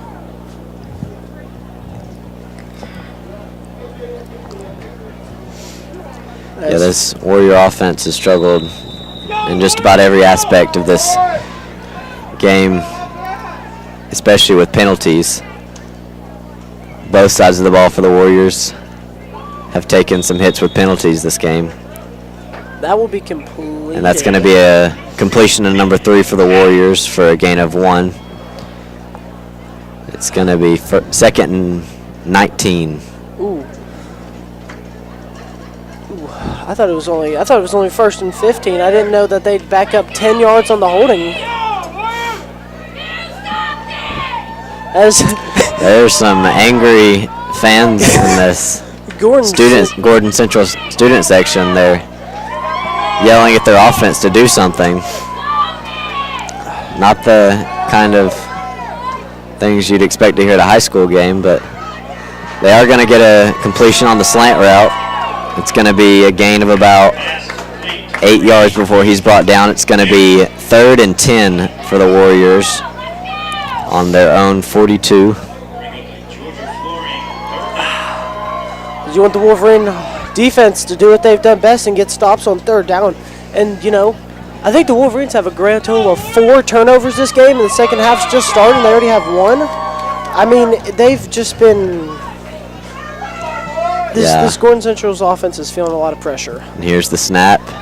They're just going to hand it off to their running back number 1, but he's going to be met pretty quickly, and he may give gained a yard. Yeah, they're going to give him 1 yard. Oh, that's going to hurt. There's a flag at the end of the play. It's going to be unnecessary roughness on the Wolverines, I'm going to guess. The ball carrier was slammed to the ground at the end of the play after the whistle had been blown. I get that you're the defense and you're playing so good and you're fighting for that playoff spot. As unlikely as it may be that this playoff actually happens for the Wolverines, you are fighting at all costs, but the emotions just can't get over the fact that you can't do that. Yeah, for sure. That's going to be a 15-yard gain for the Warriors. And maybe the biggest gain they've had all night. Possibly. Cruz Page. As the Wolverine defense wants to step up and make up for that mistake here. Here's the snap. Quarterback's going to drop back. He's going to throw a deep ball to his receiver, and it is going to be incomplete. It is broken up. What a by corner. I believe that's going to be Nick Moreland on the breakup. Great defense. He was burnt on the beginning of the play, but came back to make a tackle, and the ball did not survive the ground. Slammed him pretty hard to the ground. What a way to make up for the pass interference earlier in the game. Just having a beautiful pass breakup that just disregarded a touchdown. As this Warriors offense has got to start feeling desperate, especially after that. They wanted, I mean, that deep shot was almost there. Just a great play by the corner. And quarterback is going to drop back. There's going to be a foul. It's going to be a false start on the Warriors. It's going to make it 2nd and 15. Another penalty for this Warrior offense. They just can't seem to get going without taking another penalty. But hey, we'll take it. We apologize if you can hear a Gordon Central fan absolutely screaming coming. We can hear them very clearly, and we have headphones on that are, that have decent noise canceling, I believe. This is one of the more unhappy fan bases we've seen this season. I don't blame them. And the backfield's going to empty. Quarterback's going to drop back. That pass is going to be incomplete. It's Probably 2 flags on the play. I'm guessing it's going to be pass interference. Yes. Yeah. They are going to get bailed out again by a personal foul. Yeah, and I mean, I think that was the right call. I don't know which Wolverine it was, but he got there way early, and I mean, he, to be honest, tackled the wide receiver before the ball had even got to him. Yeah, And you can't have that happen when it's second down and they're so far behind the sticks. yeah, for sure. And that ball wasn't even, I don't even think it was catchable. It was over the receiver's head. As the Gordon Central fans demanding a touchdown, specifically one of them who has been very passionate all game. It is 1st and 10, Warriors. You want the Wolverines to capitalize here and try to make up for that mistake. His pressure up the middle, Evan Avens, is not him, but a host of Wolverines will get to him. He is going to be sacked for a loss of 1. Another great play by the Wolverine defense. They have just been unbeatable tonight. Absolutely. Cruz, I'm sorry for taking the play-by-play there. I was just talking and it just kept flowing. You're good. But, I mean, when you see Evan Avens coming up the middle, you can't help but feel a little joy. And it is 2nd and 10. Here's the snap. It's going to be a handoff, and quarterback's going to take it himself before he is brought down. It's a gain of about 7. That's going to be 3rd and 3 for the Warriors. Like to see the Wolverines get another big pressure here, like we've seen. But then again, I mean, in these situations, the Wolverines have had the personal foul trouble, and this is not one of those that you can have that. You want to have a clean play here and shut it down and leave it up to their kicker to try to make one, even though he's had one block, and I'm sure that's going to be in the back of his mind if he tries another one. Yeah, for sure. This clock is running down, the play clock. He just gets it off, and the quarterback can't find a target. He finds one deep. It's a deep ball, and it is way out of bounds. Was not a great pass. The quarterback had to throw it on the run. There's going to be a penalty. Was it in the backfield? On the play. Didn't quite catch what it was. I don't believe it was in the secondary, so I don't think it'll be PI, simply because of where, and I think they're asking Poston if he wants to accept it or not and give them another opportunity. It is going to be an eligible receiver downfield.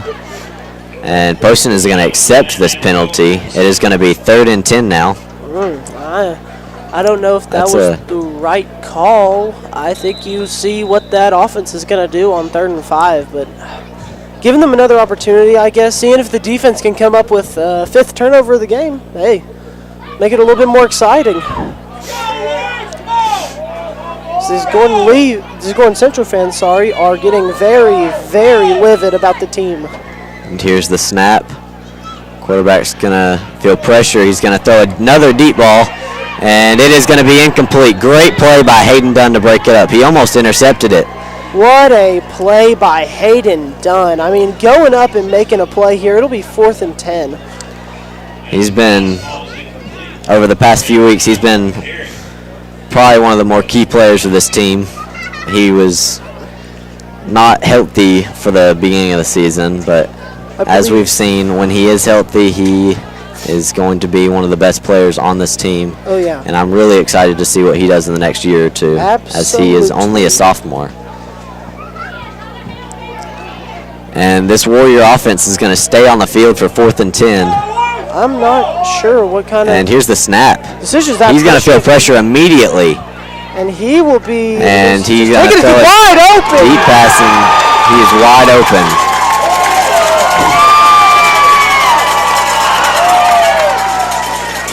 I thought he had passed the line of scrimmage when he had thrown it, but I guess not. And I would guess they're going to go for 2 here. I believe they're sending out the extra point. I'm pretty sure he was past the line of scrimmage, but that is not going to be called. And with this being a high school game, there is no review. Nothing we can do about that. And They're going to be lined up weird. Oh, It's going to be intercepted.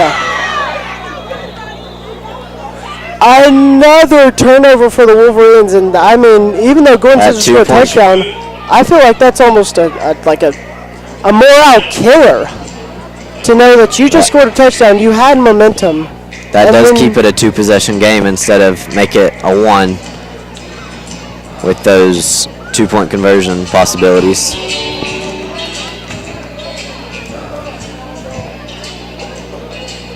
Apologize for the camera movement. In this cold weather, the tripod moves a little bit.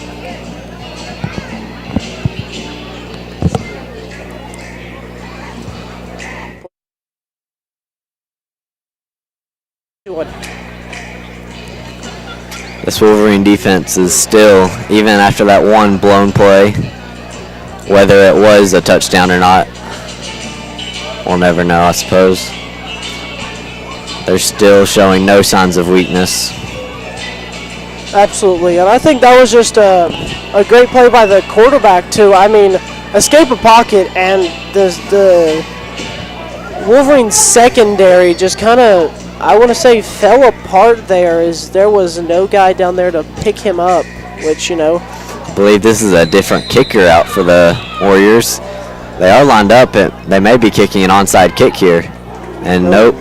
They wanted to fake it, and Hayden Dunn's going to recover it before he is finally brought down to around the Dade County 29-yard line. If you're the Wolverines, you wanna respond. You want to respond with a touchdown because you can't just kick another field goal and hope that your defense gets stopped, because eventually the defense, as great as they've played, will get tired and it'll be hard for them to get stops with 4:16 here left in the third quarter. Yeah, especially needing to win by 8 here. If you only kick a field goal and they score a touchdown, you're no longer up by 8. Yeah. So then you'd have to score again. So a touchdown here would be great for the Wolverines. That's going to be a handoff to, I believe, Anderson Windsor. He's going to gain about 3 before he's brought down. It's going to be 2nd and 7. 2nd and 7. You want to see the... I don't know, man. I'm feeling like they should go play action. Try to hit them deep, and if that doesn't work, then hit some of those short intermediate passes that have been working very well for the Wolverines. Yeah, for sure.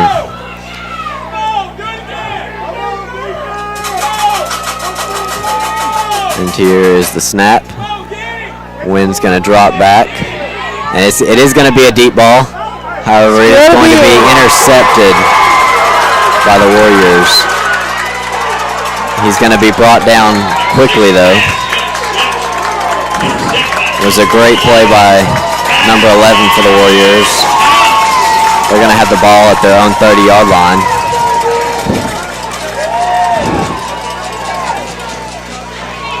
It wasn't the best throw Garmany's made all night. It was a little bit in front of the receiver, so he had to kind of tip it up to have a chance to catch it.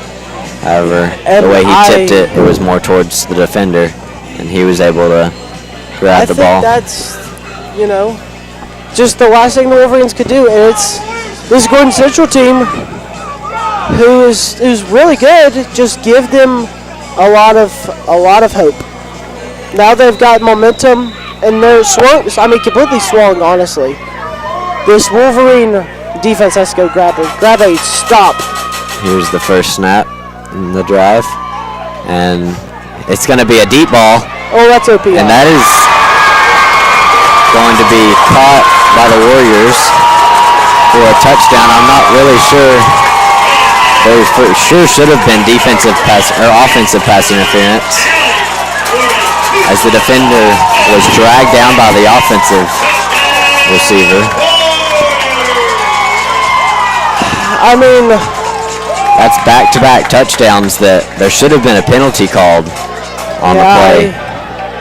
I don't know about the first one, but I definitely agree with that one. I think that receiver very, very clearly pulled down the corner unless we consider that hand fighting, which I don't think you should. I believe that should be offensive PI, but then again, they can't go back and review it.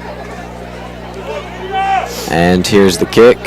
It is up. Oh, he missed it. And it is going to be short. It is no good. That is going to keep this a 4-point game. This Gordon Central kicking game has just not been too hot.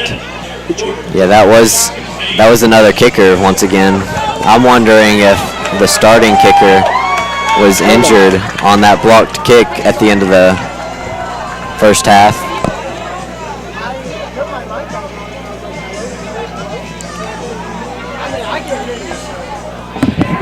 Ray, commercial. Ray, commercial. And we are going.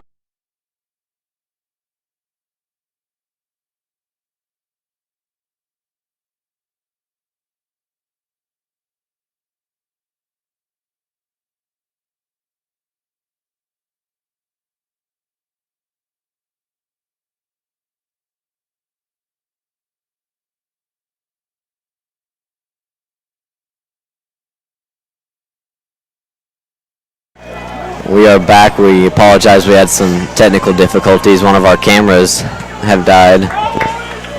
Sideline so camera. We are no longer going to have a sideline cam. We will be getting it sooner, hopefully rather than later, before the fourth quarter starts. But and here's the kickoff. Is having to switch out her. It's going to be received by Harley Russell. He's going to get out to the Wolverine 32-yard line. Wolverines really need some momentum here on this drive. Yeah. One thing we were talking about at the beginning of the half, Wolverines run by momentum. You can't have another quick drive. Yeah, that defense, they need a break. They need to stay off the field for a minute, the ones that don't play both sides of the ball.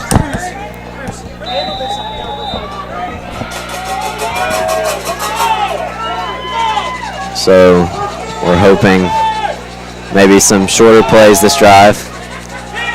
Garmity's going to make a pass to Drew Dubel. He's going to be dragged out. It's going to be 9-yard gain. It's going to be 2nd and 1. It's a good little play call. Comeback route to Drew Dubel. All right, sorry for leaving you high and dry, Cruz. Had to go help our camera person find a battery to replace the one that she was already using.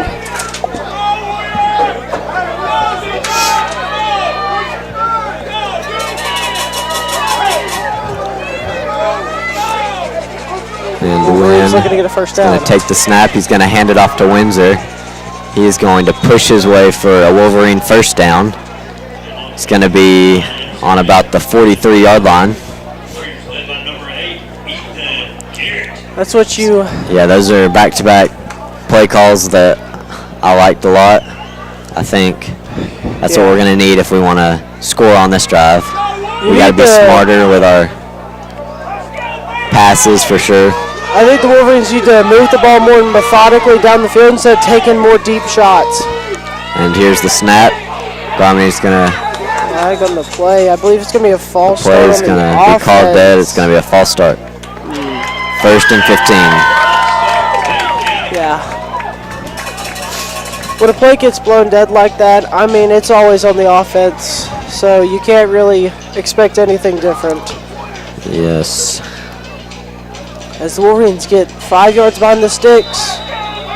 So, I mean, try to set up a short pass and work from that. Here's the snap. It is going to be a short pass. Oh, it's going to be incomplete. Pass intended for Hayden Dunn. It's underthrown by a yard or two. Yeah, you made a good effort, but just wasn't enough. You definitely need to get that throw up if you're a win. But I mean, then again, he's just threw an interception on the last one. They're starting to put a little bit of pressure on him. I think if you're win, I think if you're Wolverines, you want to call a run play, try to set them off or a play action, which is what they could run right here. Garmity's in an empty backfield. Gets handed off to a fake handoff, and it's to Drew Dubel. It's going to be tackled at the line of scrimmage. going to be 3rd and 15. Wolverines are going to need one of our quicker receivers, maybe Christensen or H. Garmany, Yeah, if you're to get open maybe around the 40. for the Wolverines, you got to get a positive game here. I mean, by all means necessary, this has to be a positive game. Here's the snap. And it's going to be a pass to Hayden Dunn. It is going to be complete. It's going to be 4th down and 3 at the 50-yard line. This is going to bring up a big decision for Coach Poston and this coaching staff. I think It looks like the punt unit is going to come out, though. I think at this point it's the right call, because even though the defense has been struggling the past couple of drives, they look good overall in the game. And instead of, if they do not get this, if they were to go for it, giving them better field position, you punt it as deep as you can with it not being a touchback. And here's the snap and the punt. It's a pretty good punt. Received around the 25 for a fair catch.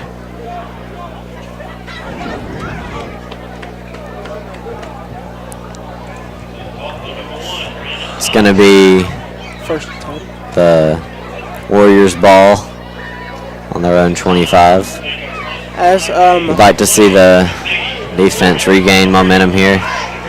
They gotta watch for those deep balls, as we've seen those past 2 touchdowns. definitely the Wolverines, I think, need to start playing, a couple of deep safeties. 2 of them kind of play in separate parts of the field to hopefully prevent those big plays.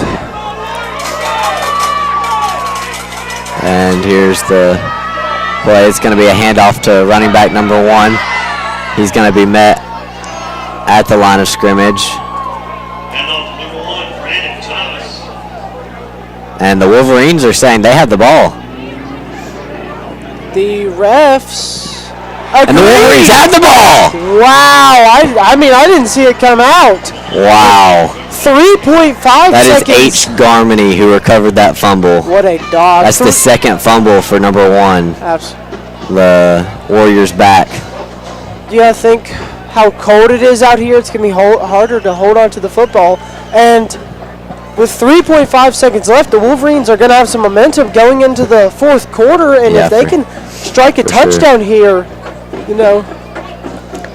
Yeah, that's exactly what we needed right there on defense. Got all our momentum back now. It's just got to we're transfer gonna to get the to the offense. sideline shot that is officially back in session with the quarterback, Win Garmany, in the shotgun as we go back to cruise And stage. here's the snap to Garmany. And the Warriors do have him on the run. He's going to take it himself. As that will conclude He is our going to 3rd quarter. gain maybe a yard. Yes, they're going to give him 1 yard on that one.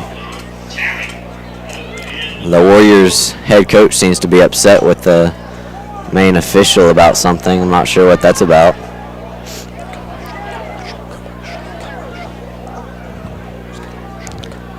And you are watching Wolverine football here on DCTV. We're going to go to a 30-second break.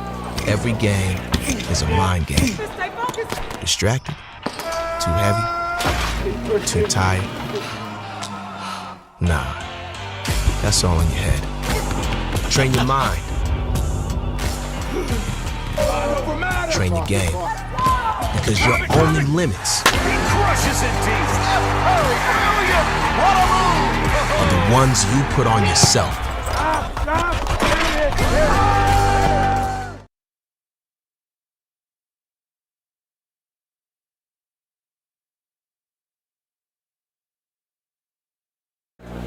And we are back here on DCTV with some Wolverine football at the start of the 4th quarter. It's going to be Wolverine ball. It's going to be 2nd and 1 as soon as these teams get back out. Sticks are just now starting to move, so. If you are the Wolverines here, you want to strike gold, and that's a touchdown. You got it. You got to get a touchdown here. Yeah, a touchdown pretty much has to happen. Win by Absolutely, 8. especially the way this Gordon Central's offense been playing. We're going to get an update on the Kusa score here in a second.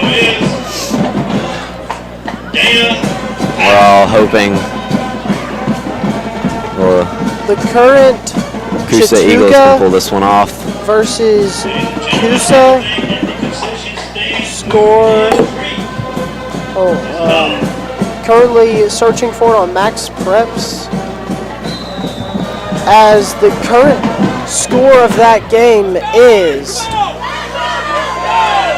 21-20, Chattooga up. And here's the snap. And Garmony's going to have to run a little bit. Deep ball. And it's a deep ball to H. Garmony. Pass interference will be called on the defense. There are 2 flags thrown. I'm going to guess it's going to be pass interference. Garmony was shoved to the ground at the end of that play. Not really sure what that was about. Not sure either, but I think the big reason they're going to call pass interference on this defense. That is pass interference. That's going to be, and there's going to be another flag thrown. That might be. The Warriors are bad talking the refs out here. That's going to hurt him even worse. I'm not really sure. It's number 1 for the Warriors. He had the fumble a few minutes ago. But oh wait, offsetting. It seems. Unsportsmanlike. I think unsportsmanlike conduct is going to be called. They signaled an eligible receiver downfield. I believe the refs did. So they said that doesn't. Or no, they declined the pass interference and they accepted the unsportsmanlike, which is what I believe Dade County did. That is going to be a 1st and goal for the Wolverines. That is great field position. We just cannot stall out on the red zone like we had the past few times. We're going to have it about the 5-yard line. If I'm the Wolverines, I'm going to run this ball right up the middle. Handoff. And that is what they do with Hayden Dunn. He is going to be taken down pretty quickly, though, for no gain.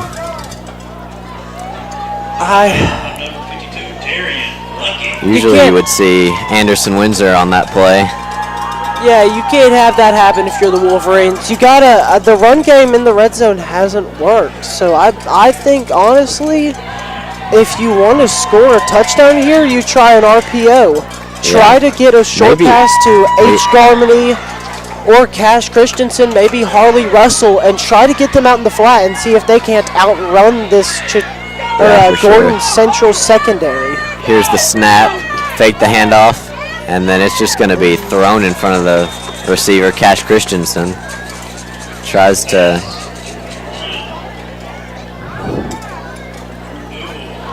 get a call.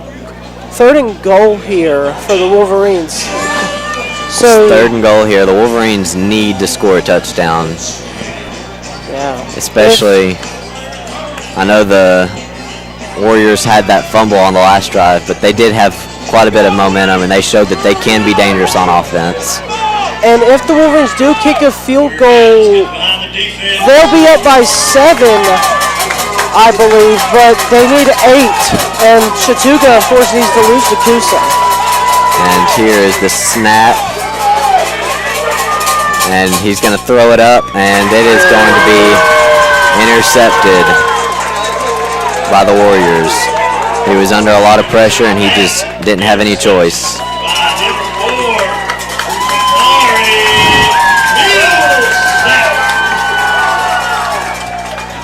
We're watching Wolverine football here on DCTV. We're going to go to a 30-second break. Coach Freeman. Hey, what's up? This is Shane Gillis. He's one of our newest donors. Hey, Coach, how are you? Hey, good to meet you. We've met a bunch of times. Coach, I got to tell you, his donations do come with some requests. Okay, like? And he also wants his own whistle. Whistle? Let's go! Here we go. Another play. Here we go. Another play. Run it back. I didn't love it.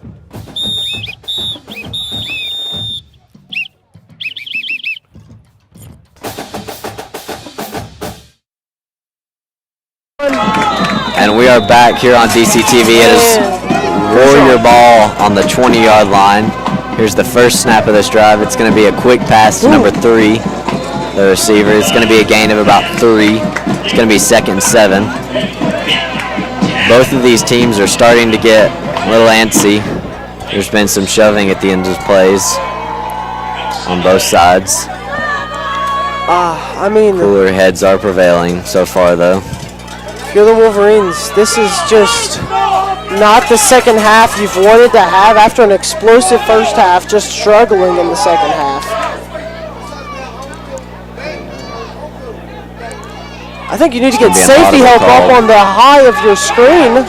I mean, they got And one-on-one here's the snap. handoff. It's going to be a handoff. He's going to be taken down around the 30. That's going to be a first down for the Warriors. That's, I think, the first carry we've seen out of him tonight.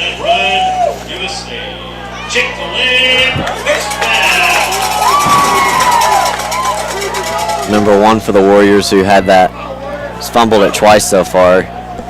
Hasn't seen the field yet on this drive. If you're the Wolverine defense, I think you gotta be a little bit angry at the offense that they can't capitalize right now currently.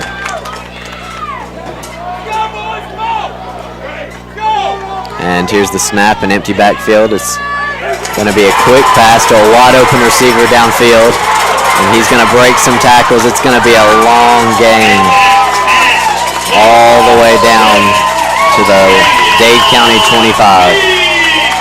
Just not the play that you wanted to happen if you're the Wolverine defense. You wanted to be able to stop them and get it to, second and 10, third and 10, but instead you give up a big play over the middle where I guess zone defense they found the soft spot. And here's the snap. It's a low snap. Quarterback has no pressure. It's incomplete though. Throws that one low. It's going to be second and 10 on the Dade County 25. If you the Wolverines, that's what you need to happen. Second and 10 behind the sticks. That is the exact way you wanted that play to play out if it wasn't a turnover.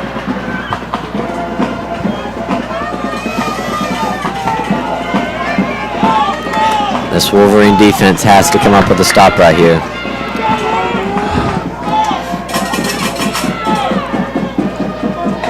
And here's the snap. Quarterback feels pressure. It's going to be a deep pass. It's going to be incomplete, broken up by, I believe, number 20, Hayden Dunn. Great coverage by Hayden Dunn. Yeah, that was good coverage. It's going to be third and 10. It would be a great stop for the Wolverines if we can stop them right here. Absolutely. I would guess this is 4-down territory for the Warriors with their field goal kicker just shorting the last one. Absolutely. And it was even closer than this. It's going to be a bad snap, and he's going to be taken down. A weird There's snap. a flag on the play, though. I believe, if I had to guess, that's going to be a snap infraction or a false start on everyone but the center. Because the center, I don't know really happened. False start on the offense. It's going to be 3rd and 15 on the Dade County 30-yard line. I think if it wasn't 4-down territory, I think it definitely is now, if not punt. Because their kicker coming up short and the Wolverines blocking their kicker has not been reliable tonight. They're on their second kicker of the night. I believe their first kicker was injured on the last play of the first half. It would be difficult to justify the kicker going out there and attempting this long field goal. I apologize if we're talking over each other. We can't hear super well. Yes, with the band here's the playing snap. right It's a beside us. comeback route. Before he's going to push his way for a Warrior first down. And it is going to be first down and 10 for the Warriors on the 14-yard line. If you're the Wolverines, that is, the last thing you wanted to happen. He had him wrapped up behind the line, and then he just muscled, and I mean muscled his way forward for the 1st and 10. And here's the snap. It's going to be a handoff, and he is going to have no one even try and stop him. It's going to be a Warrior touchdown.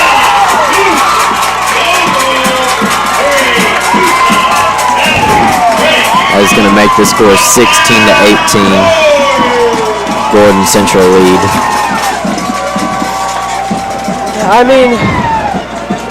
The Wolverine defense has been out there so much this second half, and it was only so long before they started to show the cracks, and the cracks are showing. But, I mean, I think Gordon Central's going for 2 here. I think that's the quarterback out there in the huddle. Yeah, they are going to go for 2 here. Not fully trusting their kicker. He's in a backfield with number 1, who's fumbled twice tonight. Man in motion. The snap. They're going to throw it to that man. It's going to be complete for a 2-point conversion.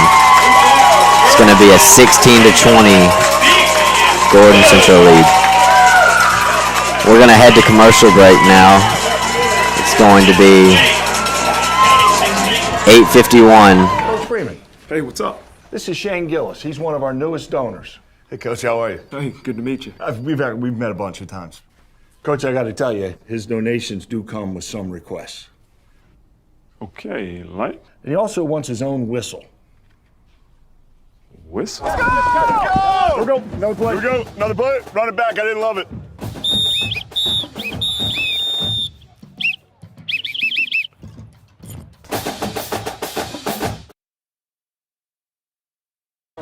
And we are back. The Wolverines, at this point, they have to have a score. And then with how tired our defense has been these past few drives, we may end up needing to kick a 2-point or an onside kick. But we will see. Here's the kickoff team for the Warriors as they kick. And it's not super far back to about the 20. Grabbed by H. Garmany. He's going to be taken down around the 27. It's going to be 1st and 10. There's a flag. I believe there was a late hit on the play. I think there is going to be a late hit, but that flag was thrown before that. I believe that flag is going to be a holding on the Wolverines because it was thrown during the return, but that, I mean, that is the last thing you want to see a player go down for the Wolverines. We can't tell yet who's down.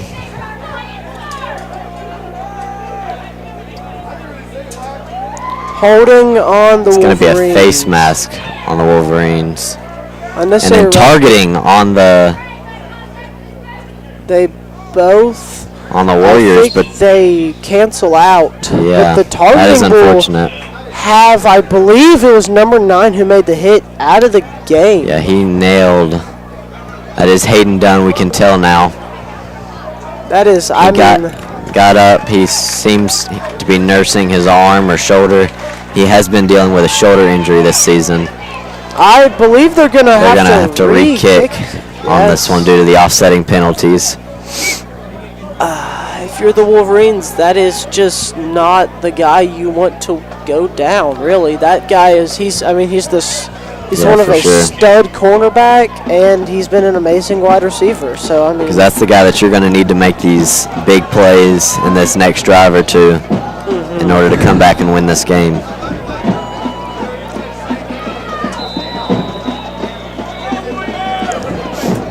And here comes the kick. And it is going to be received by Cash Christensen again. He's going to try and find some space, but he cannot. He's going to be brought down around the 24.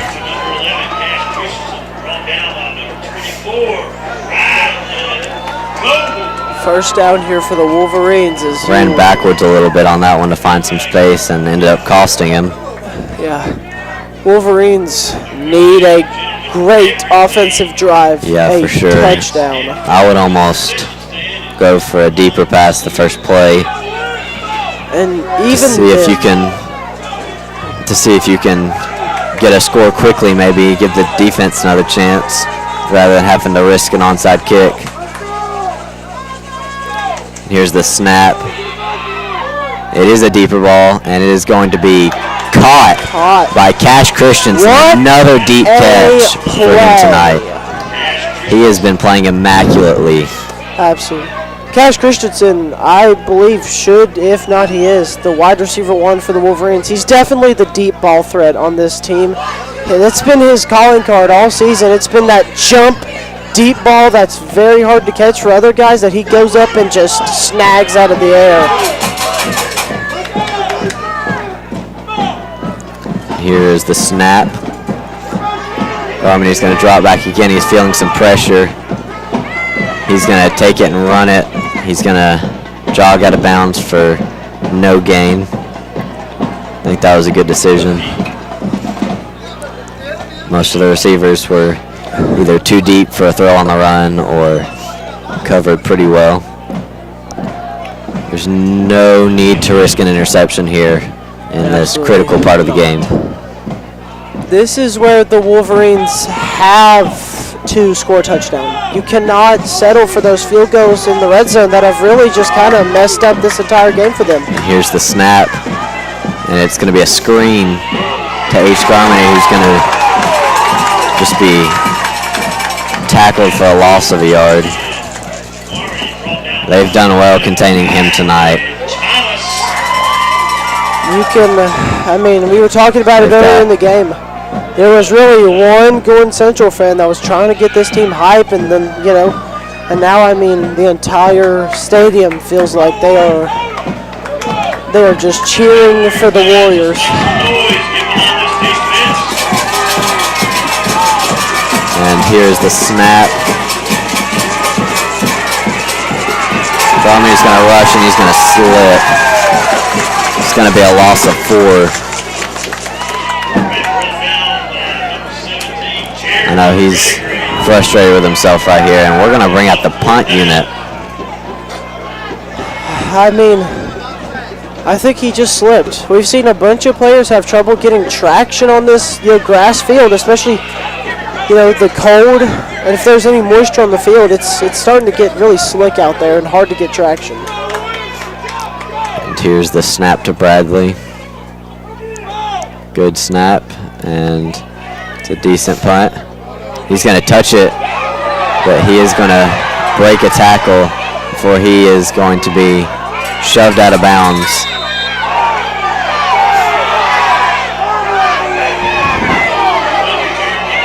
And there's some shoving going on. One of the Warriors players shoved Anderson Windsor onto their sideline, and then everyone just started taking some hits at him. There's no foul though. Not sure what that was about. Ladies and gentlemen, let's take a moment to celebrate our Blue Wave marching band. Please put your hands together for our Blue Wave marching band and their director. The Warriors have gotten away with some stuff tonight, but I'm not really sure how they did. Sorry for going quiet there for a second. I was getting a call from the sideline camera, who our mics are not working, so I'm not able to communicate with them. So I'm going to put them on as we head back to the big camera as this ball gets ready to be snapped. And here's the first offensive snap for this drive. And it's going to be a screen pass. The receiver's going to run for a gain of 5. It's going to be 2nd and 5 on the Wolverine 43-yard line. Or the Warrior 43-yard line. Wolverines got to get a stop here. By all means necessary, there is no way you can have this not be a stop. With about 6 minutes remaining, this has to be a stop, and you can't let them run down the clock, kind of like Chattooga did to win the game last week.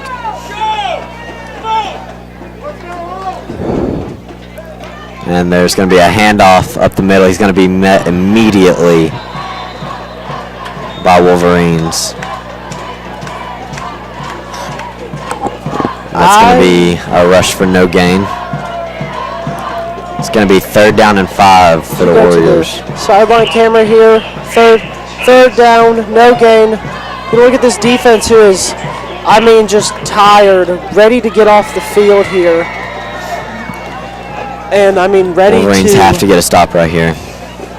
The offense has got to be kind of itching. I mean, they got to be itching to get out there and go score a touchdown, just try to win this game. And here's the snap. Gonna fake the handoff, and he's gonna get nailed. Initial contact by Nick Moreland with Cannon Womack coming to finishing him off. And he's going to lose about 9 yards, as that is going to be 4th down and 13. Not sure What a why they would play. do anything but punt. And yes, here comes their punt unit. What a play by Nick Moreland, who kind of gave up a touchdown, but had a couple pass breakups, and right there, screaming off the edge, and I mean blowing up the quarterback in the backfield. Even when he spun out, Cannon Womack was there to clean it up. And there's the snap. Good snap. It's a decent kick. It's going to be short and out of bounds around the 41-yard line. So when we get back, it's going to be Dade County ball on their own 41. This is DCTV watching Wolverine football. Every single day.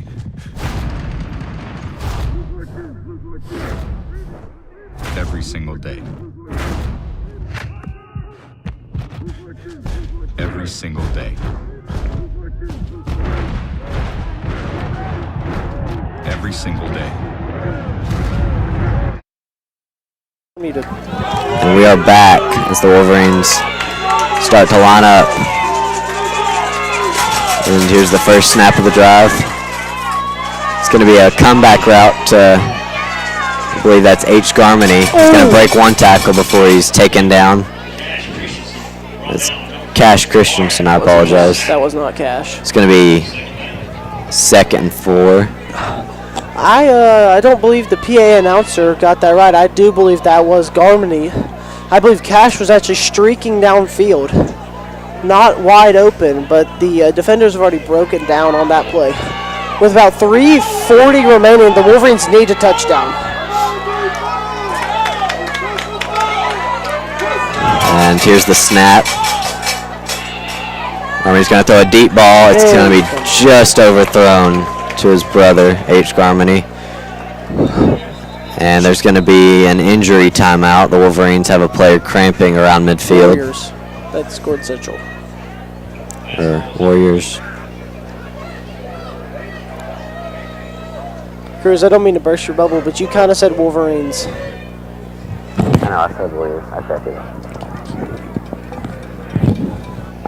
Because we're going to go to the, well, never mind. Actually, yeah, we will go to the sideline camera here and get a shot of the Wolverines in the huddle, hopefully dialing up something big. Because I don't know how desperate it feels in that sideline. I don't think anyone really does know, unless they're on that sideline.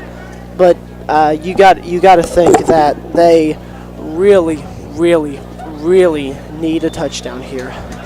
As the Gordon Central player. This may not have been a cramp. Number 8 is coming off the field, not under his own power. He's being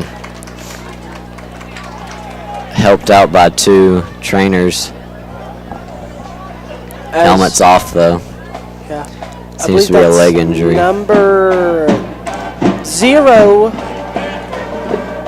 Number 8. Sorry. He's had a big impact this game. We do not have a player card, so I could not tell you his name. It is 3rd and 4. Empty backfield for win. He is going to take the snap. And he's going to throw a deep ball over the head of his receiver. It was Harley Russell that he was targeting. It's 4th and 4 now. I don't see any other option but to go for it here. Yeah, unless you trust your defense to stop them in 3 minutes and 25 seconds, but you do have all 3 timeouts. So that makes it kind of a, a question. But, I mean, really, if Gordon Central just knocks a first down, there's a good possibility that would be game. So they got to go for this here. Here's the Wolverines. They've got Windsor in the backfield with Garmany. And here comes pressure. It's going to be just overthrown to H. Garmany.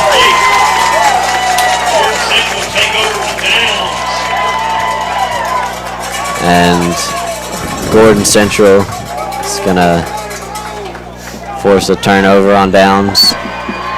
It's going to be Gordon Central ball, first down and 10 at the Wolverine 46. If you are the defense here, defense has to get a stop. You got to get a stop. I'm going to guess maybe a timeout may be used.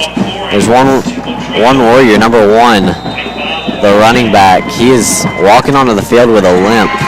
I'm not really sure. I saw him getting his leg looked at right before the play, but they're going to hand it to him. He's going to be stopped immediately at the line of scrimmage. And Wolverines are going to call a timeout.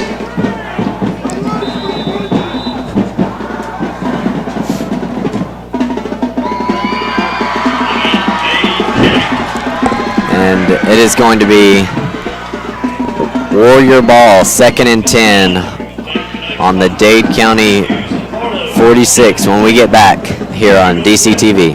Every game is a mind game. Distracted? Too heavy? Too tired? Nah, that's all in your head. Train your mind. Train your game. Because your only limits are the ones you put on yourself.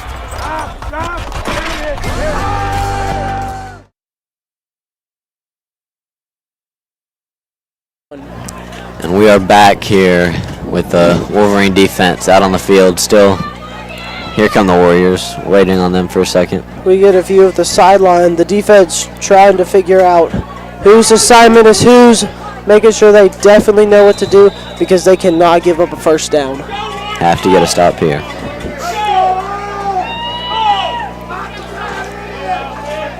And the snap.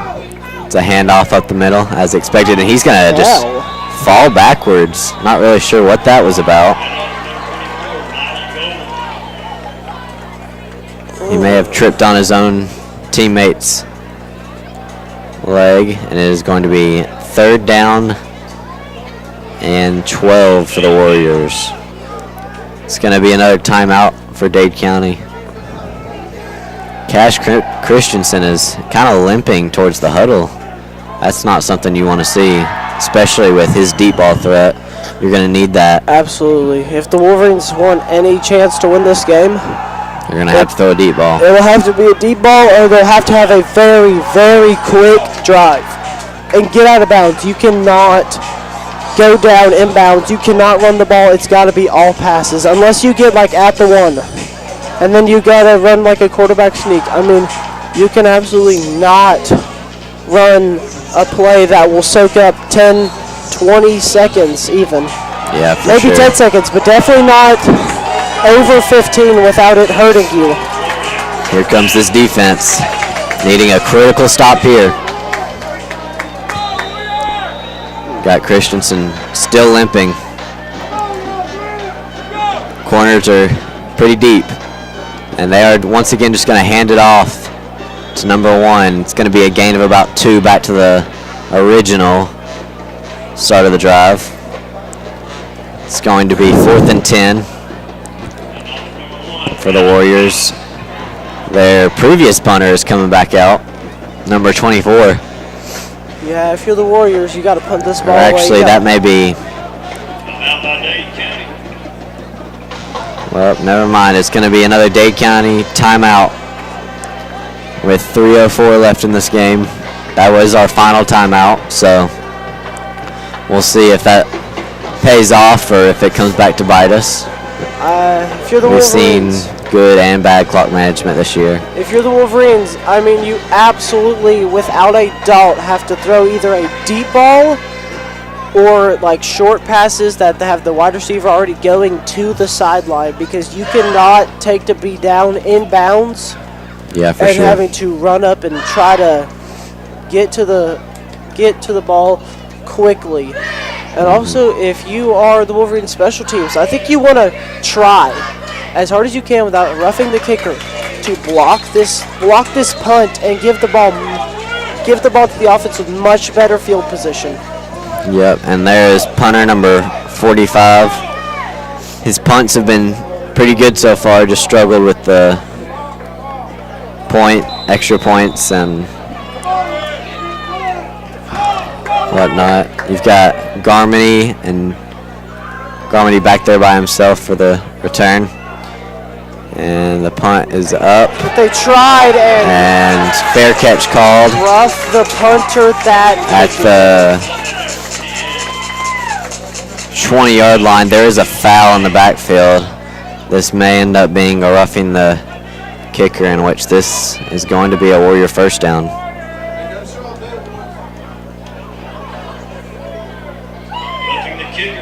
That is roughing the kicker.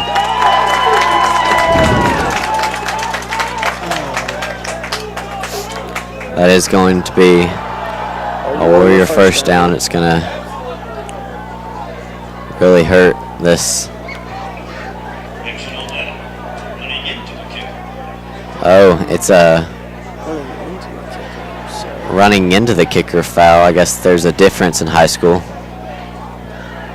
But even still, I'm not really sure if it's going to be a Warrior first down or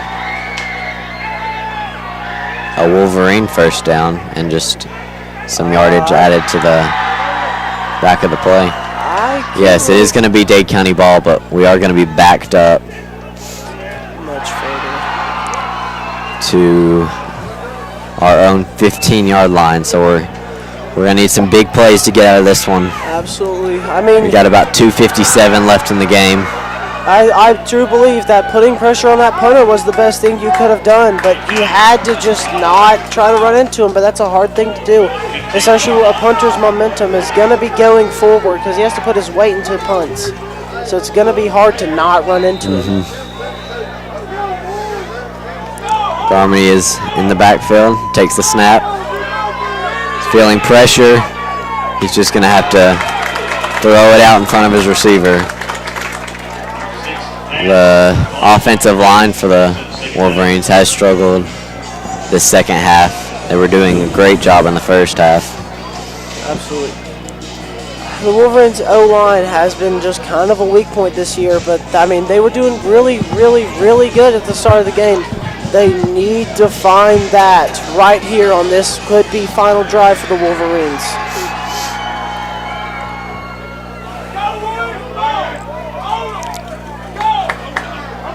And the snap. Garmany drops back. It's going to be a quick pass to H. Garmany. He's going to go out of bounds. He's going to have a gain of about 9 or 8. It's going to be third down and 2 for the Wolverines. Wolverines, I mean, did a great job. H. Garmany did an amazing job. Did the best job he could of getting out of bounds. Right here is somewhere that you're going to have to dial up something. You've got 2 plays to get past this line of scrimmage, or to get past this first down marker. And the snap. Garmany's feeling pressure. He's just going to throw it up. And it is complete. What a catch by H. Garmany. That is going to be a first down. What a catch. He was very well guarded. He had to make that catch, but then again, I mean, he kept the game alive, but he was inbound, so that clock's going to run. But, I mean, an amazing job of keeping this game alive. And here's the play. And it's going to be a big gain again to H. Garmany. Garmany. Down to our own 40-yard line. That's a 15-yard game. They got to get to Did not get out of bounds, though, so we got to get to that line of scrimmage and either spike the ball or just get a play off. And it is going to be a timeout for the Warriors. Weird call there, I believe. The Dade County coaching staff on the sidelines is not happy about something. I don't Not know. sure if- I don't really know what Gord Central's thinking there. I mean, they got the clock running. They got now they see the Wolverine coaching staff like happy that timeout got called, and you got to think that they had something going bad. But Yeah, then for again, maybe the Warriors had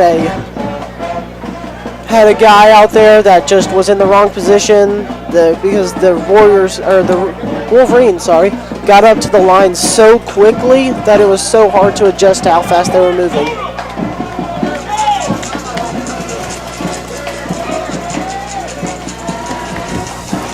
And here's this Wolverine offense. You've got Wayne Garmany in the backfield with him, I believe, is Anderson Windsor. And he's going to feel pressure once again. And it's going to be a catch. Got to try to get out of bounds. Great play. He's not going to get out of bounds, though, so we're going to have to get going fast. That was, once again, H. Garmany.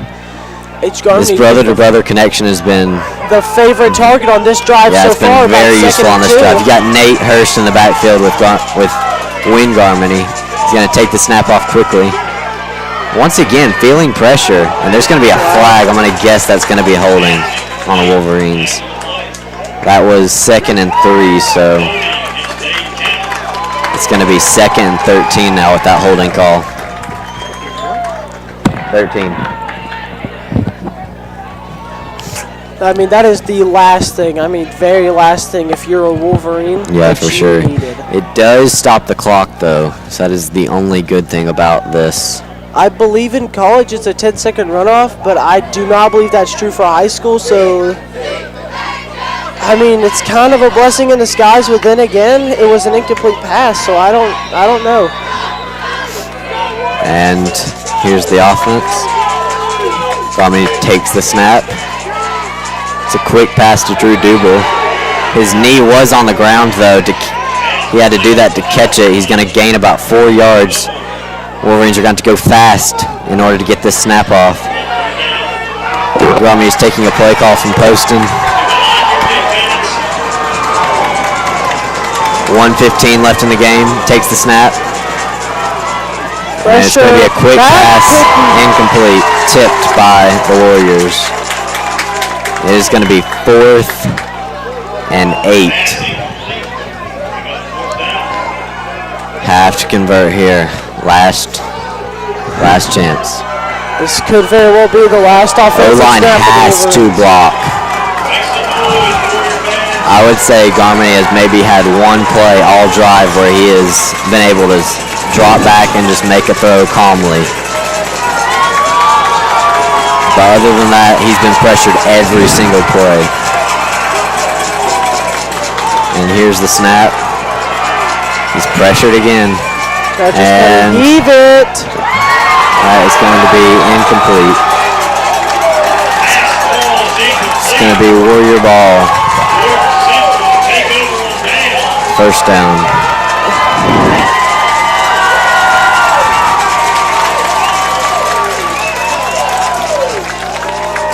Garmany was once again pressured, and there was nothing he could do. Yeah, except just throw the ball up and hope for the best. Wynn just kind of had to throw up a prayer and hope that a wide receiver could come down with it. I mean, it was in the air. A wide receiver did have a chance, but he would have had to have Spider-Man-like reflexes to catch that ball. And the Warriors, I'm going to guess, are just going to take a knee right here to end it. And that's what they're going to do.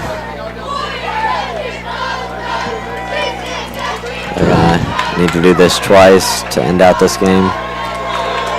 This is probably going to be the end of the season for the Wolverines. It was definitely a tough year with a really young team. A lot of sophomores on this team. So next season, hopefully, there'll be a lot more improvement seen. They'll all grow in size a lot. Be a lot bigger, faster, and stronger. And that is going to be it for the Wolverines this season. If you're the Wolverines, you got to just hope someone can replace those guys like Nate, H, and Evan. It's been a crazy year overall. It's been good, bad moments. Some big wins, some tough losses.